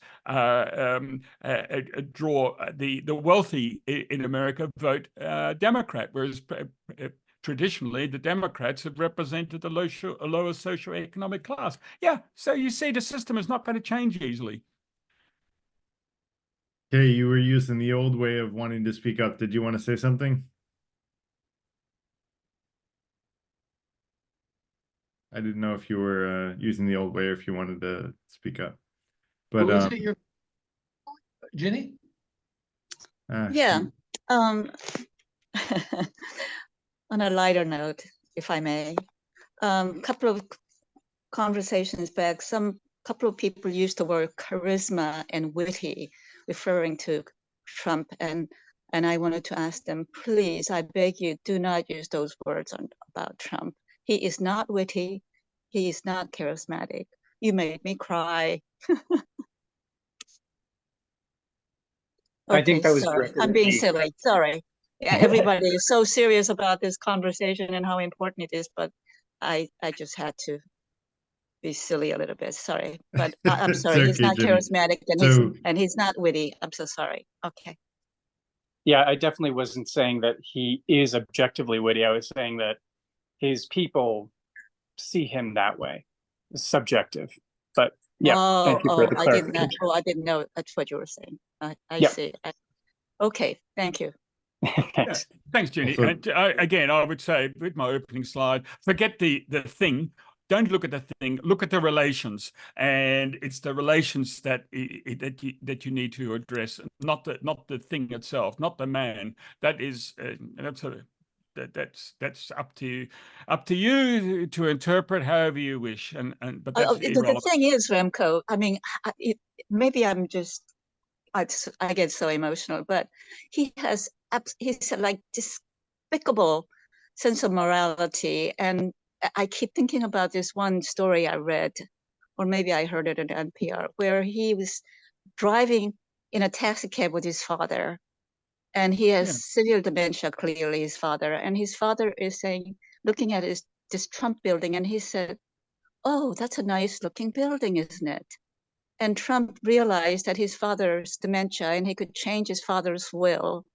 And she's changed his father's will so that everything went to him and nothing to his brothers or sisters or the rest of his family. Jenny, can I just interrupt you there? Look, forget this. We can talk for hours and hours and hours about the man. There's plenty of documentation.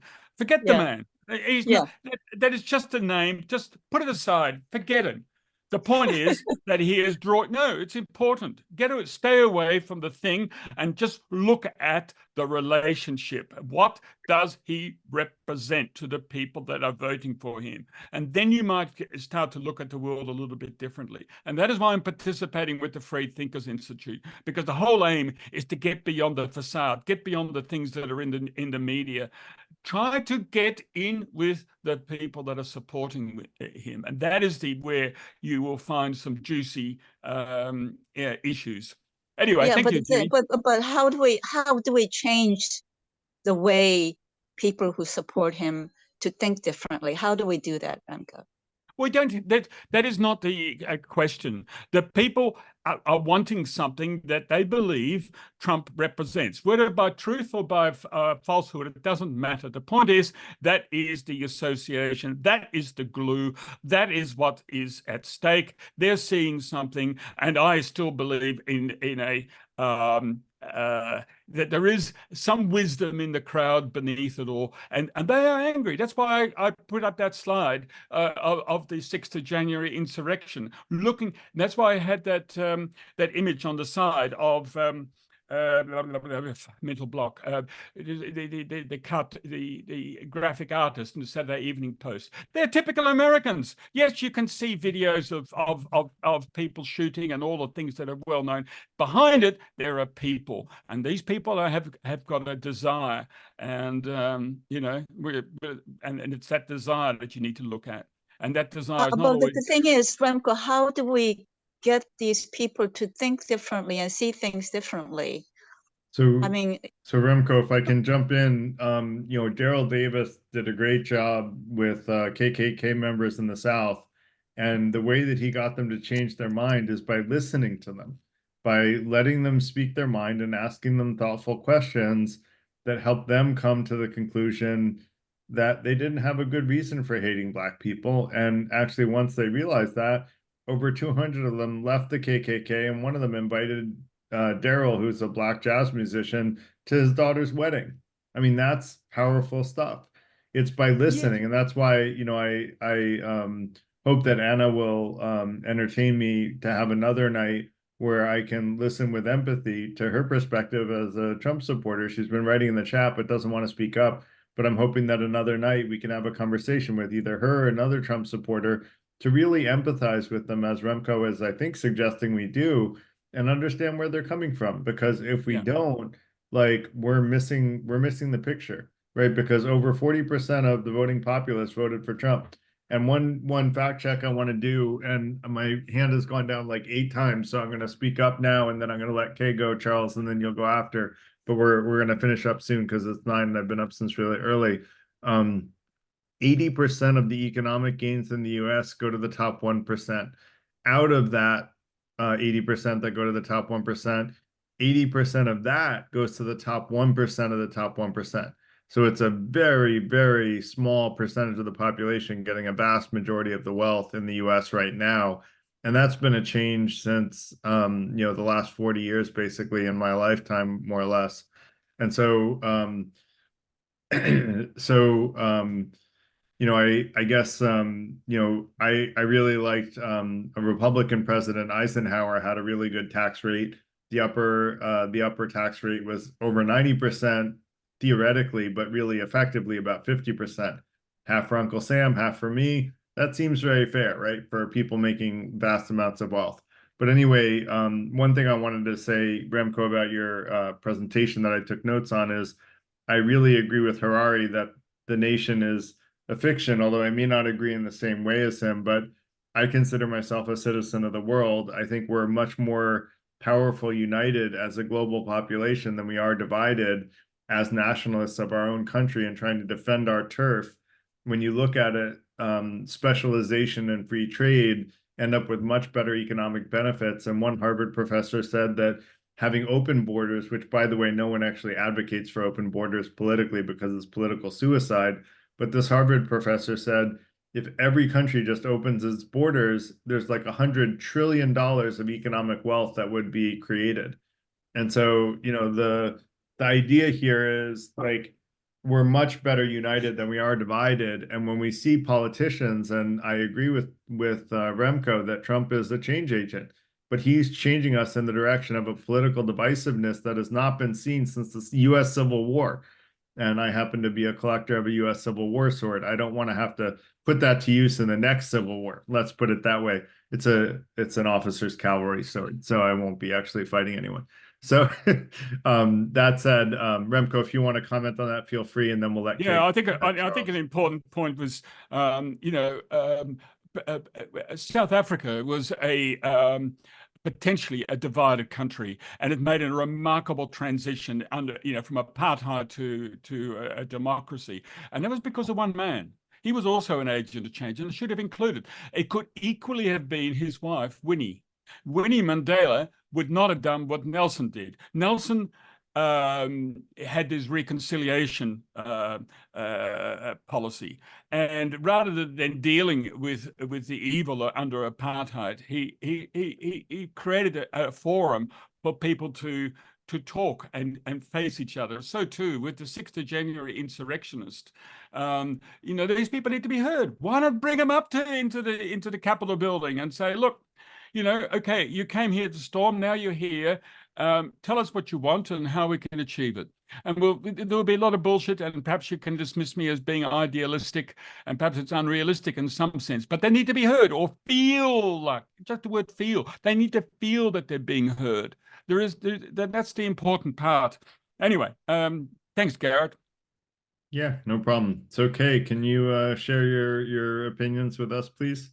Always like to hear from you. Thanks, Garrett. How are you hearing me? I'm using a new device today. You sound great. Thank you. I know that Ginny asked, and I'm sure a lot of us here are wondering, what about solutions? And you have written in the comment section that you believe that listening to those who see things and think differently should be heard. Of course, everyone should be heard and understood accurately. I know that before that can make change, before conversations with such people can really make positive change, we all need to do our decolonization work. We all need to do our anti-racism, sexism, ableism, classism work. There's no way that we shouldn't expect people who have gone along with their non-consensual conditioning to believe that to believe in the delusion of superiority. There's no way that they will be able to fully change their way of thinking and looking at people without doing that work. And with the right people helping, assisting, it's possible. But one needs to have people, just average people, they can access to ask questions. Why does this human group respond this way? Why did they react this way? Why do they think this way, speak this way?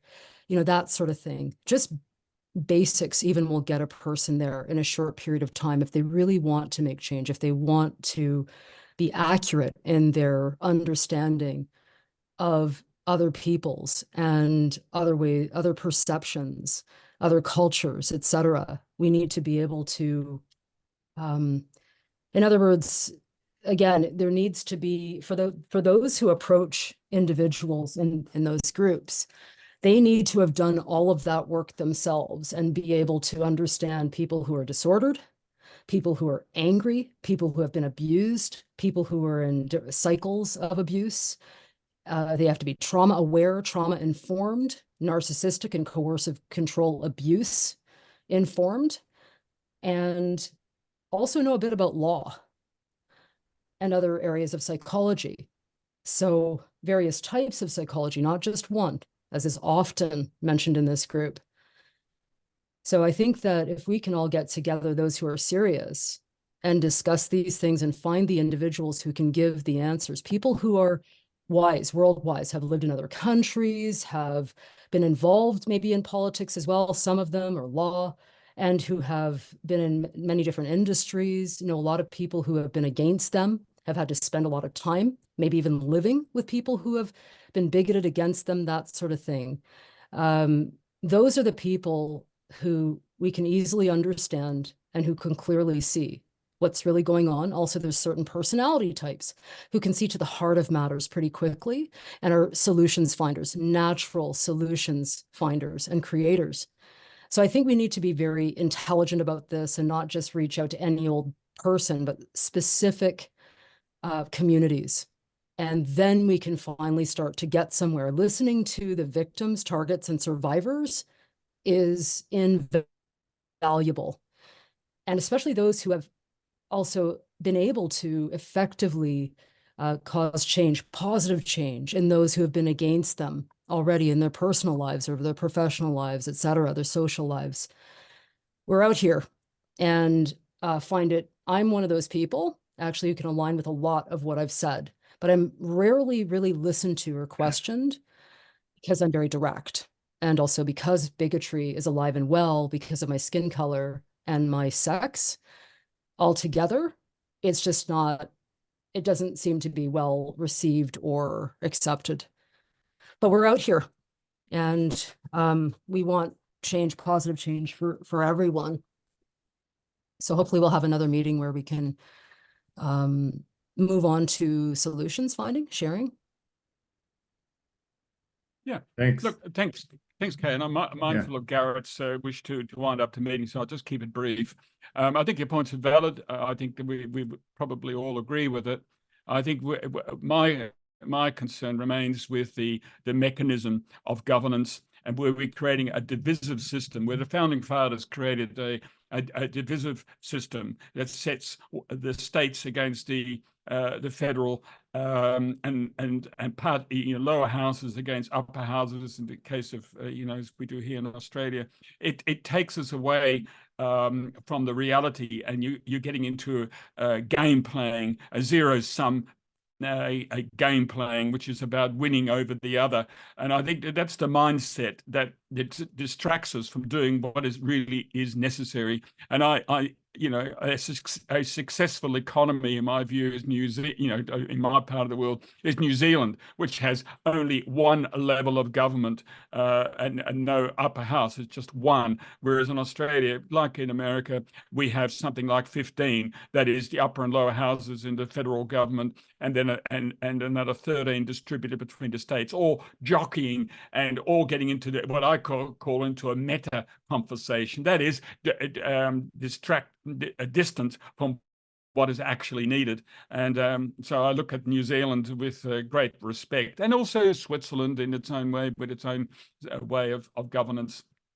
It's a system of governance that's at fault, and until we address that, and we address the institutionalized bribery, and let's call political donations institutionalized bribery, and it's time that is stopped, and more transparency, and also I would add a corporatization of the country. Guys, I gotta finish up, Remco. Sorry. All right. Yeah. Okay, Garrett. I went a bit far there, but thank you. Go, So Charles. I just want to respond to what Kay said and say that we really need to listen to everyone with an open mind, and we have to be open to the idea that we're wrong, because only if we're open to the idea that we may be wrong will they actually sense that we have that open-mindedness, and they will reciprocate with the similar open-mindedness. Hopefully, people don't always do that, but they're much more likely to do it if we have an open mind to them and we show that we're listening with empathy. And so, I would really like to do that another night with someone that is a Trump supporter, to listen with empathy to them and have a conversation about where are they coming from and why is their perspective that Trump is a good leader for the country. That's Charles, like 30 seconds, please. I gotta go. My family's yelling at me to go to sleep. Yeah, so to echo the point about open-mindedness and bigotry, is that we should also allot that open-mindedness to Trump supporters as well. After all, they're half the country. The vast majority of them are just normal people. You meet them all the time. They're in many different professions. They're nice people. So, and Jenny had asked about, what is the solution? I think the solution is, rather than talking about Trump, every time you want to talk about Trump, instead try to listen and ask, what is it that they're upset about? And how do you have a solution to address their problems and grievances? That will get you much farther than talking about, Trump's deficiencies, because I think it's well, known at this point, those who like him will ignore those things because they have deeper grievances. Thank you. Yes, I'd like to make it clear that, of course, I was including everyone, all humans, regardless of who they align with politically. I want to make that very clear. I'm about all humans. I'm not about any certain human group. Thanks. Yeah, thank you. All right. Well, I want to thank everybody, especially Remco, for presenting, and everyone for the great comments and questions. So thank you all for coming tonight. I put a link for next week's meeting. I'm going to be talking about and I put it in quotes, the hard problem of consciousness. After the presentation I gave on free will, I'm going to argue that it's actually not such a hard problem after all. It's a very simple problem. And I'll describe the mechanics of how consciousness works. Hopefully, with a fairly definitive edge, if you agree with my perspective on free will, which I know some people do and some don't, and that's okay. But if, it's going to be assuming you agree with my perspective on free will, which I don't remember if it's in the chat, the essay, but it is in the online community in the reference channel for those that want to go to the website and join the Discord community. And if you agree with that perspective on free will, then you'll understand how consciousness works next week. So hope to see people then, and hope you all have a good rest of your evening or morning, depending on where you are in the world. And thank you all for joining. Take care. Thank you, Garrett. Thank you very much. Thank you. Thanks. Bye-bye. Thanks, Garrett.